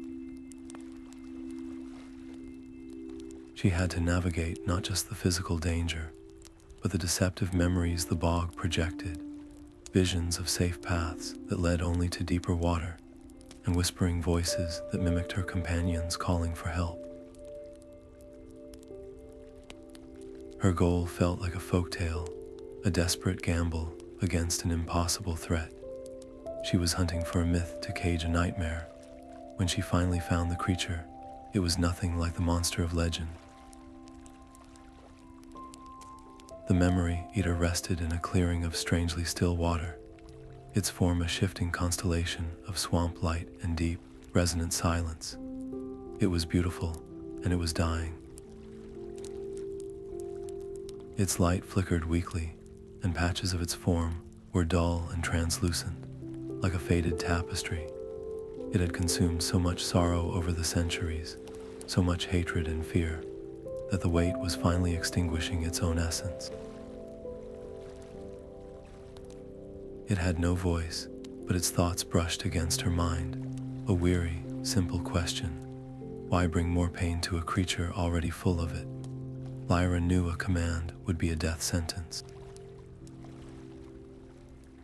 She had to offer a trade, a reason for the beast to care about a world that had only given it poison. So she opened her own mind, not to the pain she carried, but to the one memory she protected above all others. She showed the memory eater the village children playing in the courtyard of the ancient keep, their laughter echoing as they chased each other around the gently pulsing Heartstone, safe and whole and full of a joy so pure it defied all the ash and sorrow she had witnessed. She gave it the gift of that unburdened laughter. The effect was immediate. The memory eater's form brightened, the swirling lights within it gaining strength and color. It was not a full healing, but a temporary revitalization, a single bright candle lit in its vast inner darkness. In return, it showed her the cost. To consume the keep's hatred, it would need an anchor of equal strength, a counterweight of positive energy to keep from being utterly corrupted. It would require a portion of her own happiest memories, willingly given, to be consumed in the process. The sacrifice was terrifying. To lose the very moments that made her own struggle worthwhile felt like losing a part of her soul. But the alternative was the unleashing of a plague of forgotten malice upon a world just beginning to heal. She agreed, with the memory eater gliding silently beside her, a beacon of calm in the corrupted landscape. They made their way back to the besieged keep. The scene that greeted them was one of utter desperation. The chronicler's psychic barriers were fracturing, visible as splintered webs of light in the air. Through the cracks, tendrils of black, hateful energy slithered out, and the air was filled with the sound of 1,000 maddening whispers, all promising violence and despair. The final containment had to begin now, before the prison broke open completely. The air itself seemed to exhale as the memory eater began its final work. It flowed toward the fractured keep, a river of calm light meeting a storm of solid hate. Where the two forces touched, the screaming echoes did not shatter, but were gently unwoven, their violent threads consumed into the creature's deepening silence. The effect was immediate. The maddening whispers faltered, the psychic static in the air began to clear, and the oppressive weight that had pressed down on every chronicler slowly lifted. While the memory eater pacified the echoes, Lyra directed her team to the physical structure. They worked with a frantic energy, using stones and mortar mixed with specific, calming ashes to seal the cracks in the ancient walls, reinforcing the prison not just with rock, but with intention, weaving a lattice of peace into the very stone to prevent future leaks. When the last echo was absorbed and the final stone was set, a profound quiet fell over the mountain keep. It was a true silence, not the absence of sound, but the absence of malice. The victory, however, was Pyrrhic. The memory eater, its form now transparent and flickering like a dying ember, turned its fading light toward Lyra one last time. In its final moments, it released the portion of her own happiest memories it had used as an anchor, but they did not return to her whole. They felt like ghostly reflections, their color and warmth drained away, leaving behind only the hollow shape of the joy they had once held. The creature then dissolved into a shower of silent, fading sparks, its sacrifice complete. A cold emptiness opened up inside Lyra, a void where the laughter of village children and the warmth of a shared fire used to reside. She had saved the keep, but she had paid for it with the very fuel that sustained her own spirit. How many more such payments could she make before there was nothing left of her to give? The sustainability of their entire mission felt suddenly fragile, balanced on a knife's edge of endless, draining sacrifice. Watching her team, she saw the conflict mirrored in their eyes. They were inspired by her willingness to pay such a price, their loyalty forged in the fire of her example. But a new, deep-seated fear had also taken root. They now understood the true cost of wielding this gift. This could not be the only way. Standing in the quiet aftermath, Lyra made a quiet vow. She would not simply build better prisons for pain. She would seek a path to transform it. There had to be a method, an art, to alchemize sorrow into something that did not require the annihilation of either the echo or the chronicler. It would be a more difficult, more compassionate approach, but it was the only one that offered any future for their order. As the team began the slow process of securing the site, Lyra's eyes were drawn to a section of the inner wall where the new mortar had dislodged a covering of grime. Beneath it, hidden for centuries, was a faded mural. It depicted a radiant figure, much like the world healer she had helped awaken, but the artistry was older, the style belonging to a forgotten age. The realization was a quiet thunderclap. There had been others before. The cycle of healing and destruction was far older than she had ever imagined. The mural's figures seemed to breathe in the dim light, their story a silent echo across centuries. Lyra spent days cross, referencing its symbols with the cryptic text of the Sunken library's crystalline tablet, and a staggering pattern emerged. The world healer was not a singular miracle. It was a recurring event, a spirit that cyclically took form to mend the world after periods of profound forgetting, periods deliberately engineered by forces like Valerius line. Their own era's amnesia was not an accident, but the direct result of the ancient betrayal she had uncovered. The chroniclers were never meant to be a temporary solution. They were the permanent guardians, the keepers of memory, whose purpose was to hold the line against the inevitable tide of forgetting until the next healer could be called forth. This truth was both humbling and immense. Her entire journey, her sacrifices, were not a unique struggle, but a single verse in an epic poem, stretching back into the deep past and forward into an unimaginable future. It meant the work would never truly be finished. Long after her own voice was silenced, new chroniclers would have to take up the mantle, facing new iterations of the same fundamental conflict between memory and oblivion. This realization did not bring despair, but a strange, solid clarity.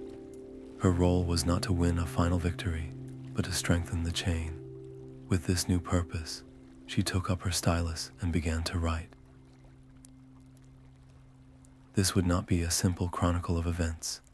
It was a guide, a manual for those who would come after.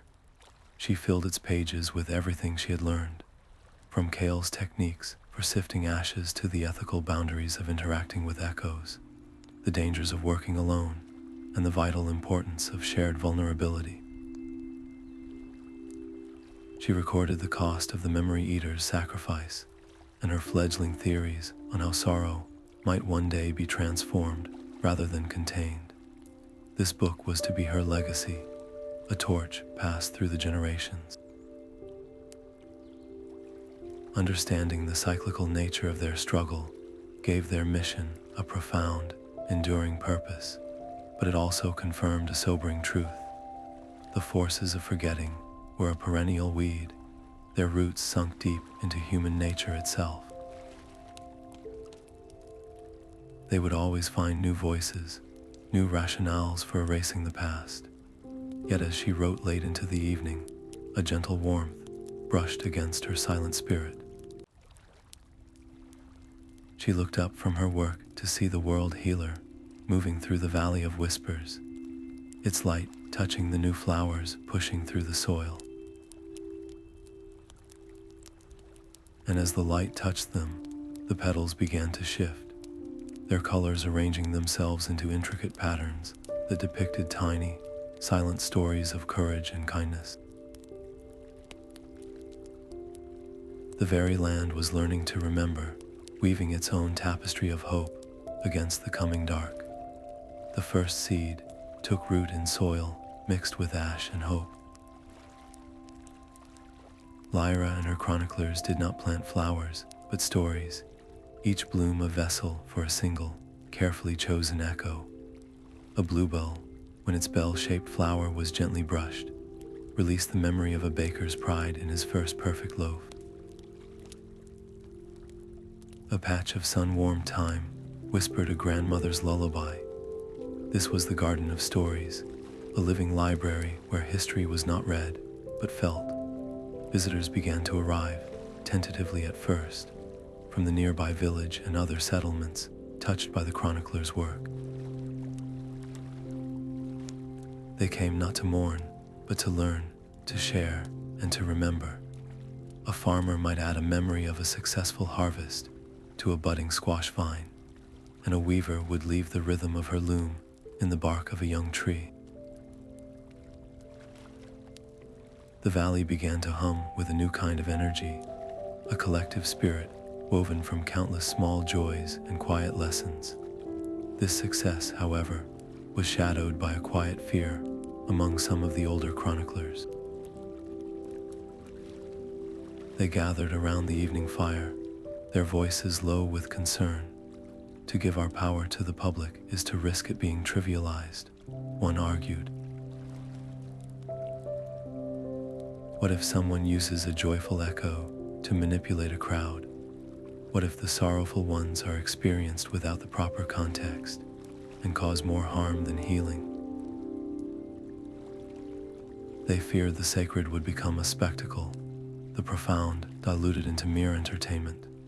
The weight of their gift felt too heavy to hand over so freely.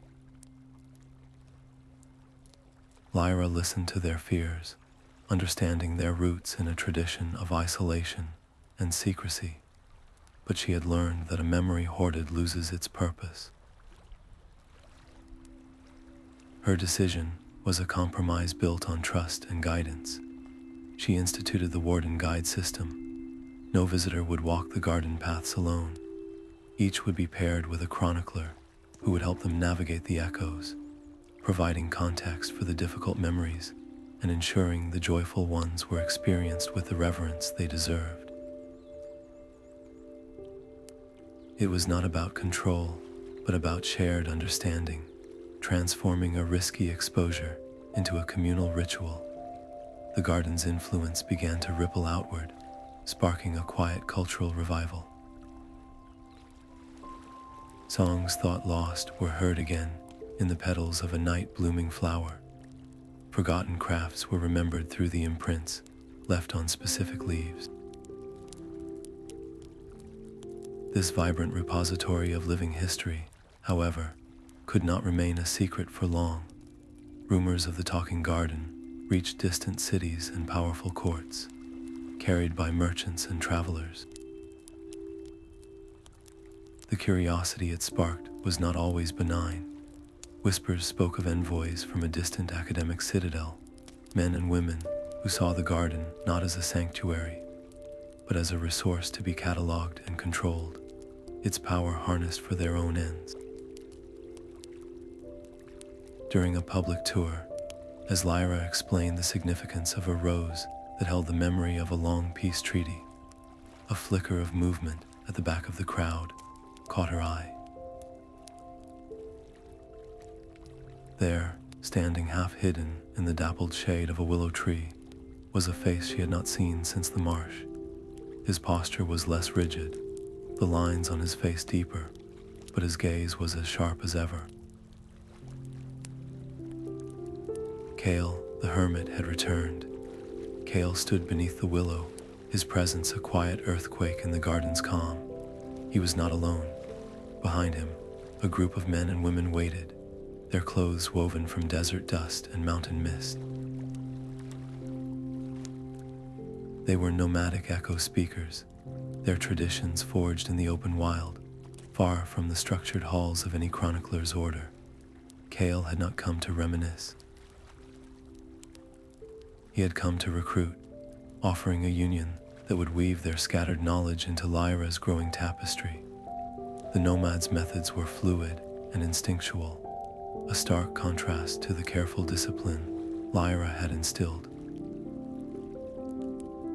They taught the chroniclers to use natural formations as conduits, to send a whisper along a ley line, or read a century's sorrow from the rings of an ancient tree. One nomad could stand on a coastal cliff and feel the echo of a shipwreck from 100 miles away, while another could decipher the history of a battlefield from the rustle of the grass that grew over it. This new power was exhilarating, but it also bred tension. Some of Lyra's original chroniclers saw the nomads' ways as reckless, a dangerous shortcut that lacked the necessary reverence and control. The nomads, in turn, viewed the chroniclers' protocols as stifling, a cage that limited the true potential of their shared gift. The garden, once a place of unified purpose, now hummed with a low current of disagreement. Lyra understood that to force one system over the other would shatter their fragile new alliance. Her solution was to share the burden she had carried alone. She stood before the assembled group and proposed a council of equals, a round table where nomadic instinct and chronicler discipline would have an equal voice. She named Kale as her co-leader, a gesture of trust that acknowledged his pivotal role in her own training and the depth of the knowledge he now brought. It was a gamble, placing the wildfire of the nomads beside the steady flame of her order. This newly blended network, with its far-reaching senses, soon detected a tremor of imminent loss. A thriving city to the east, hungry for land and lumber, had approved plans to bulldoze an ancient ruin on its outskirts. To the city's leaders, it was a pile of useless stones. To the echo speakers, it was a library of a lost culture's final days, a repository of fragile memories that would be pulverized into dust. The annihilation would be total and permanent. There would be no ashes left to sift, no echoes left to save. Lyra did not call for a debate. She looked at Kale, and he gave a single, grim nod. They would go together, a mixed team of nomads and chroniclers, their first major mission as a united front. This was no longer just about preserving the past. It was a test to see if their two worlds could truly become one, and if that one world could stand against the relentless march of forgetting. The yellow bulldozers were already growling at the edge of the sacred stones, their metal jaws poised to bite into the ancient plaza. Lyra and her team formed a living wall between the machines and the ruin, not with weapons, but with open hands. The city's lead developer, a woman named Cora, with a tablet full of blueprints and a face set in concrete, demanded they move. "You are blocking sanctioned progress," she stated, her voice cold and final. "This land is slated for a new commercial district." Lyra did not argue. She simply asked for 5 minutes. With a nod to her chroniclers and the nomads, they began. They placed their hands on the cool, weathered stones and cast the echoes outward. The air shimmered. The developers did not see ghosts. They saw life.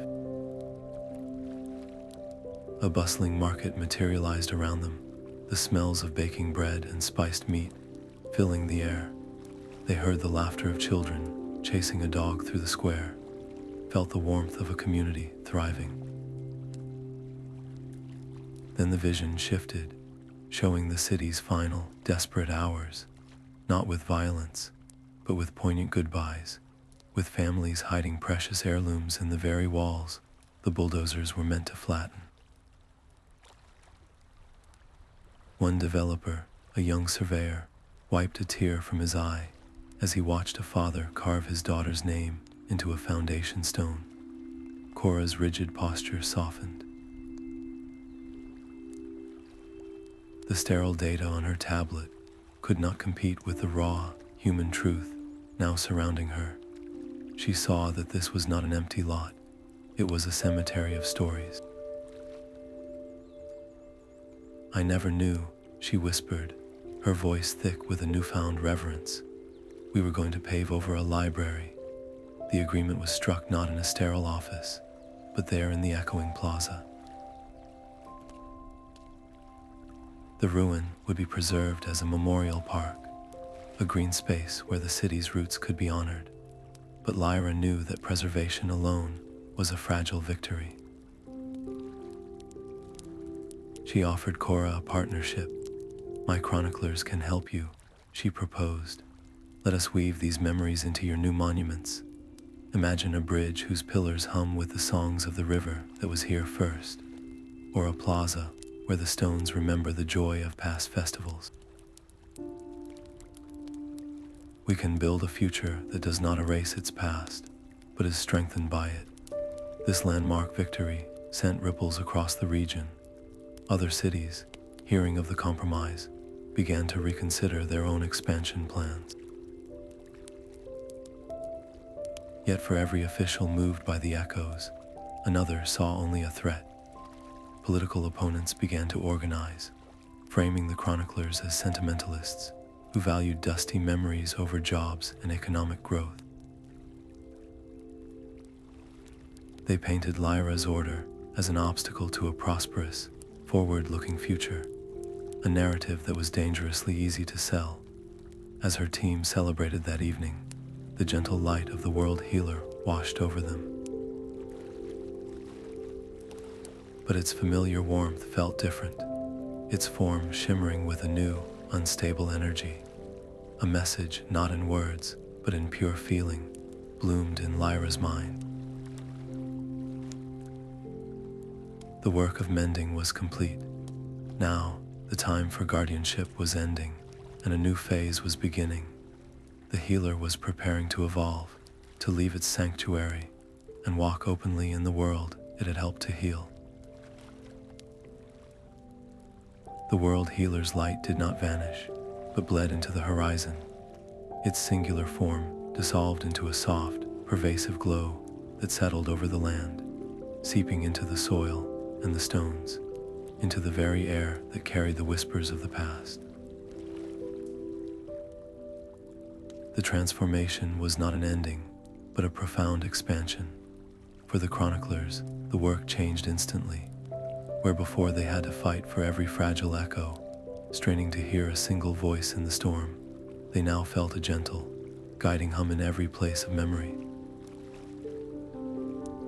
A comforting presence seemed to hold their hands as they worked, softening the edges of even the most agonizing memories and making their task feel less like a desperate rescue and more like a guided meditation. The profound loneliness that had haunted their order since its founding began to lift, replaced by a sense of constant, quiet companionship. This new ease, however, sparked a deep unease in some of the older wardens. They gathered around Lyra, their faces etched with a new kind of fear. "We have lost our protector," one veteran chronicler argued, his voice tight. "That distinct entity was our shield. Now it is just us, alone again, facing whatever comes next." They feared that by spreading itself so thin, the world healer had rendered itself powerless against a concentrated threat, leaving them vulnerable. Lyra listened to their fears, understanding the comfort a singular guide can provide.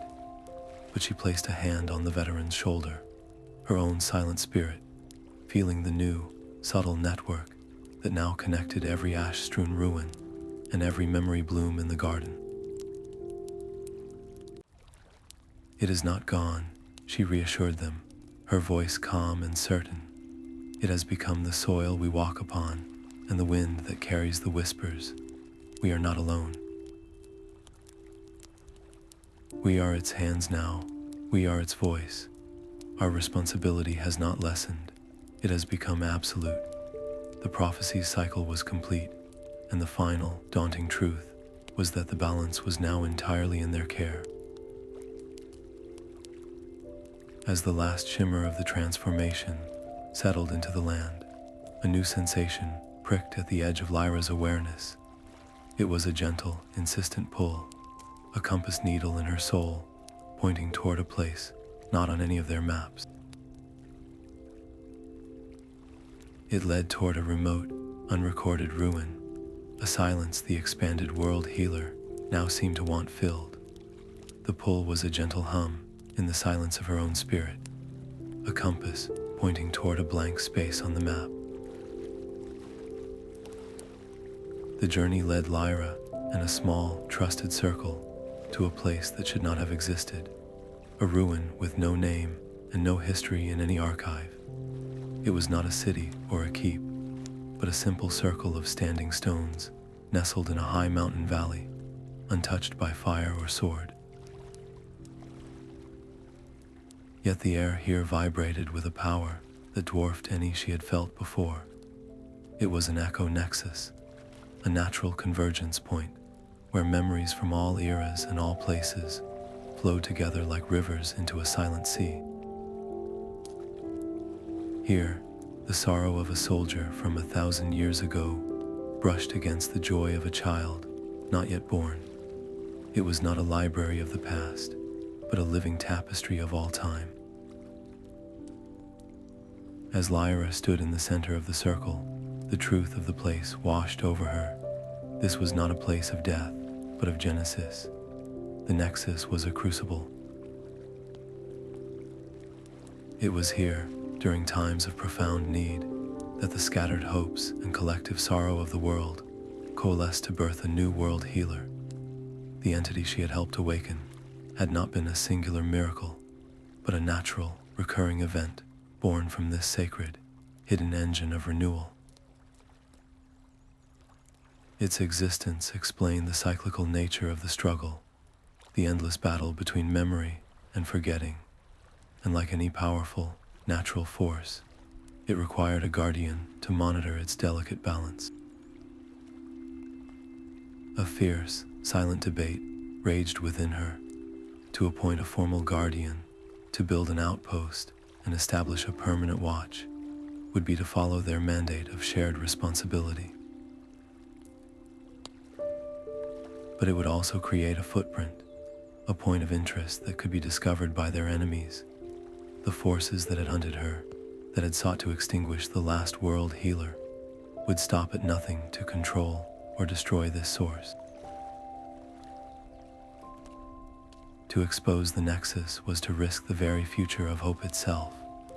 The weight of the decision was immense, a burden for which no chronicle could have prepared her.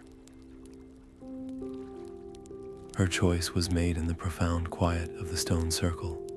She would not appoint a guardian, not yet. The secret would be kept within the Council of Elders, a sacred trust passed in whispers. And she would take the first watch herself. This was not a duty she could assign, not this time. Protecting the Nexus became the chronicler's most sacred and secret duty, the unspoken foundation upon which all their other work now rested. Every decision, every effort to preserve a memory or mend a scar was now done in service to protecting this single, silent heart of potential.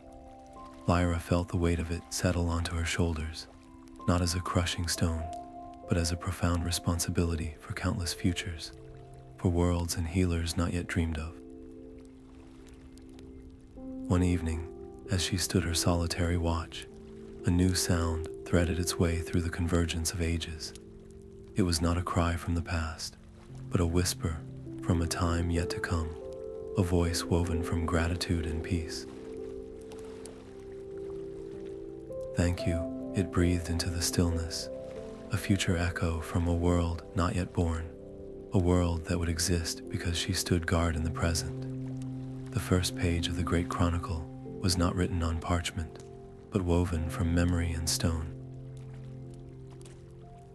Lyra's stylus moved between two columns, one detailing the verified dates of the cities fall from official ledgers, the other giving voice to the soldier's final, desperate prayer she had pulled from the ash.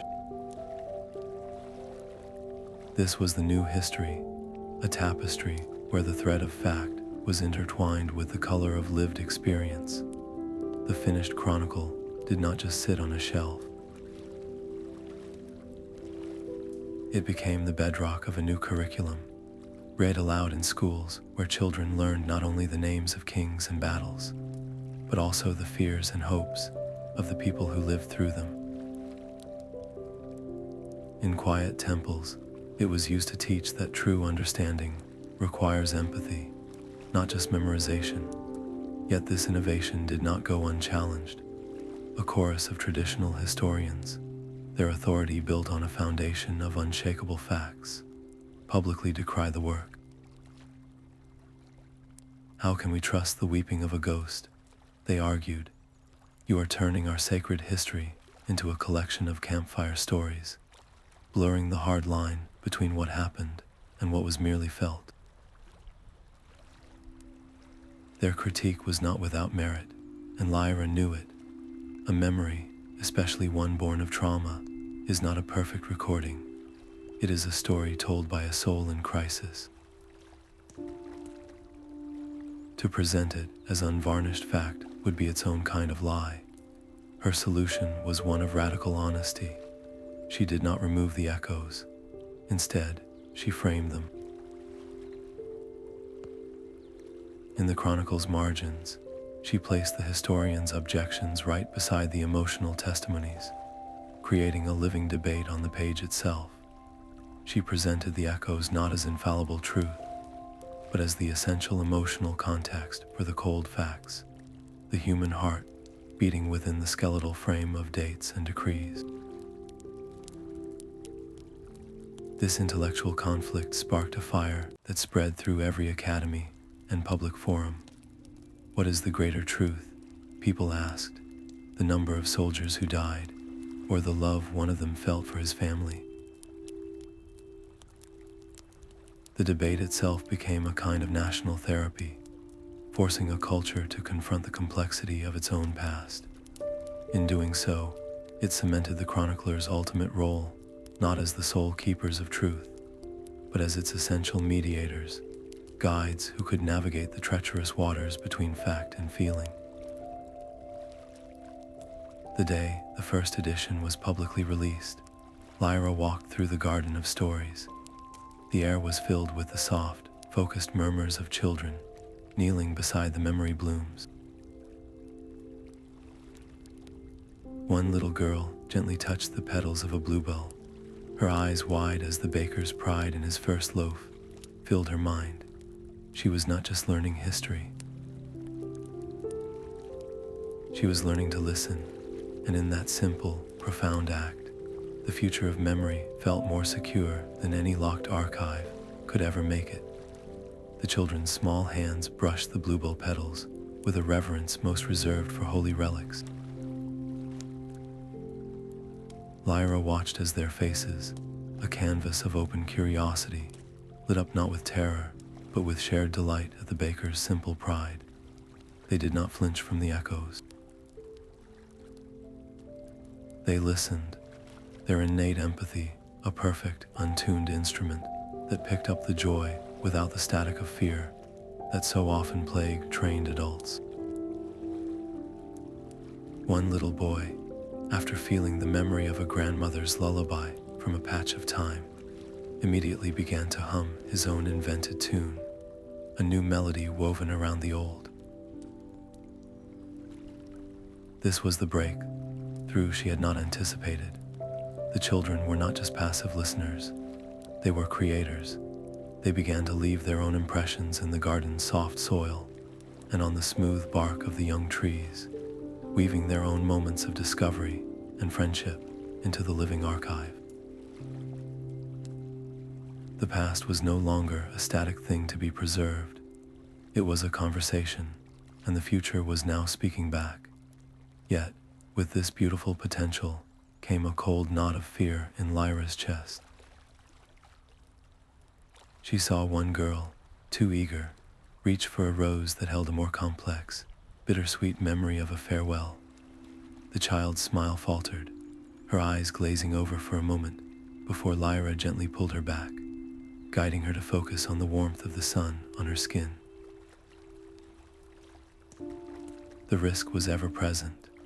A single overwhelming echo could scar a young mind for life, turning a gift into a curse, and she was not the only one afraid. Some parents watched from the garden's edge, their arms crossed, their whispers carrying a familiar anxiety. They feared the ghosts would confuse their children, or worse, that this connection to the dead would somehow steal their childhoods away. Lyra knew she could not dismiss their fears. To build a lasting future for this work, she needed their trust. Her decision was to build a scaffold of safety around the children's natural talent.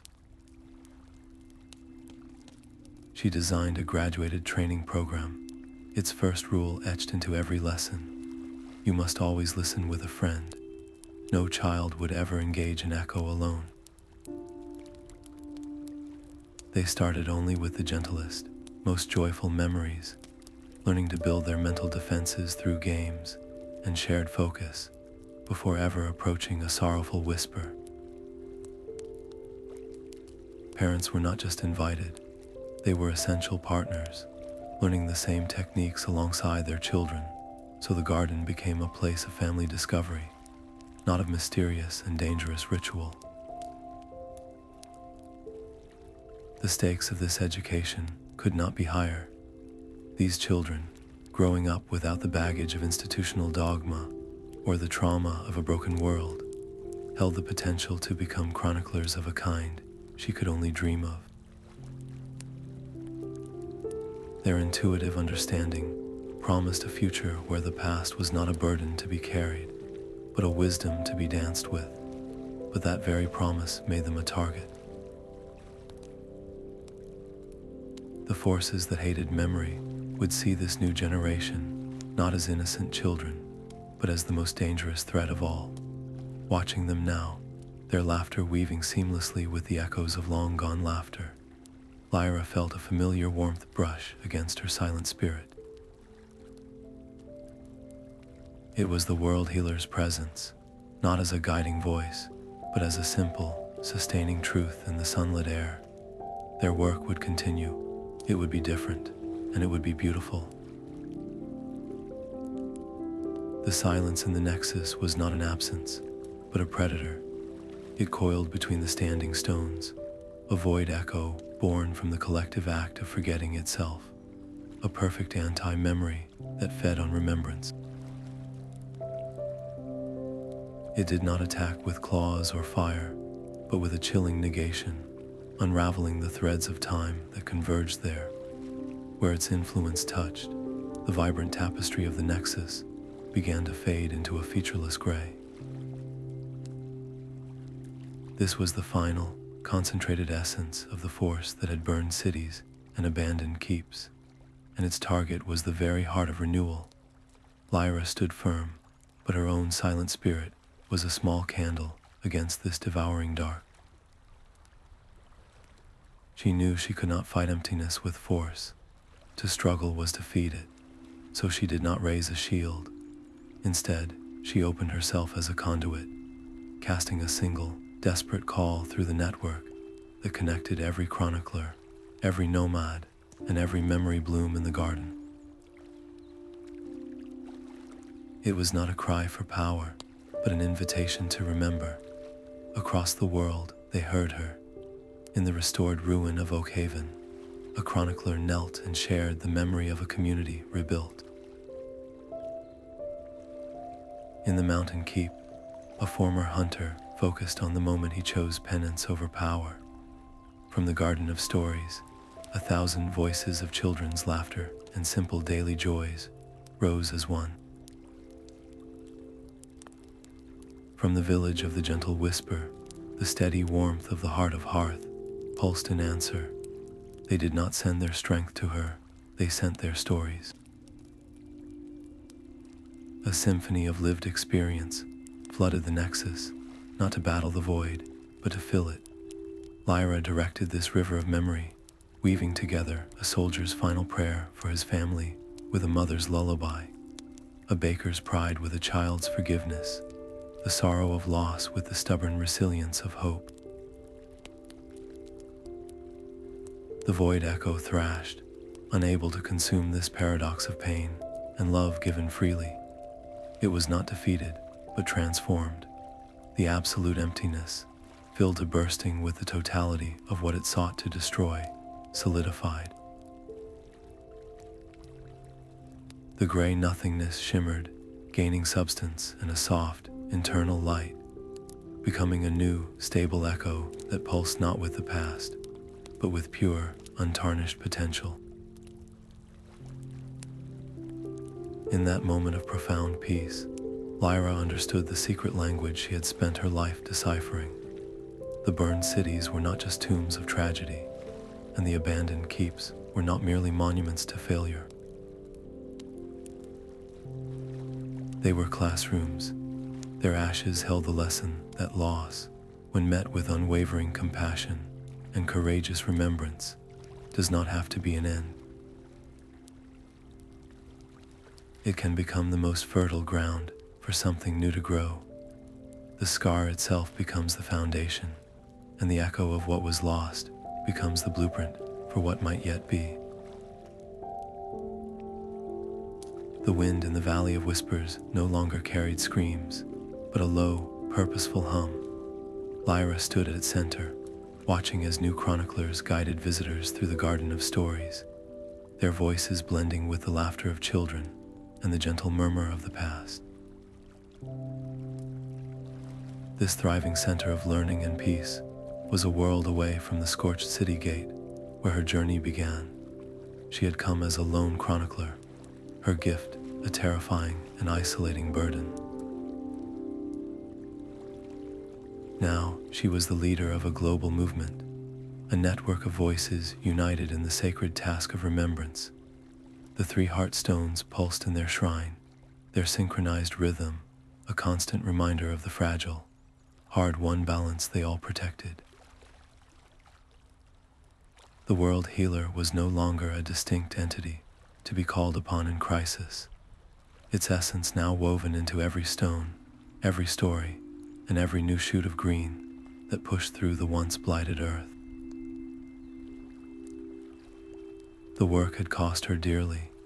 She had sacrificed the vivid warmth of her happiest memories, traded the simplicity of a single life for the immense responsibility of countless futures. The silence within her, where the chorus of echoes once lived, was a permanent reminder of the price. Yet in its place, she had gained something immeasurable, a profound connection to the vast, flowing river of all time. She felt the gratitude of the past in the quieted anguish of the ghosts she had calmed, and she sensed the hope of the future in the untapped potential of the children, now learning to listen. The secret language she had once struggled to decipher, a tongue of fire and loss spoken only by burned cities and abandoned keeps, had finally been translated. It was not a language of endings, but of continuity. The ashes were not just a record of what was destroyed, but the fertile ground from which new understanding could grow. The work of remembering would never be finished, for the forces of forgetting were a perennial weed, but she no longer carried that weight alone. It was shared now by farmers and weavers, by former hunters and nomadic speakers, by an entire generation, learning that history is not a list of facts, but a collection of heartbeats. The echoes would always need tending, but their song was no longer one of agony. It was a melody of resilience, a language of hope for all the generations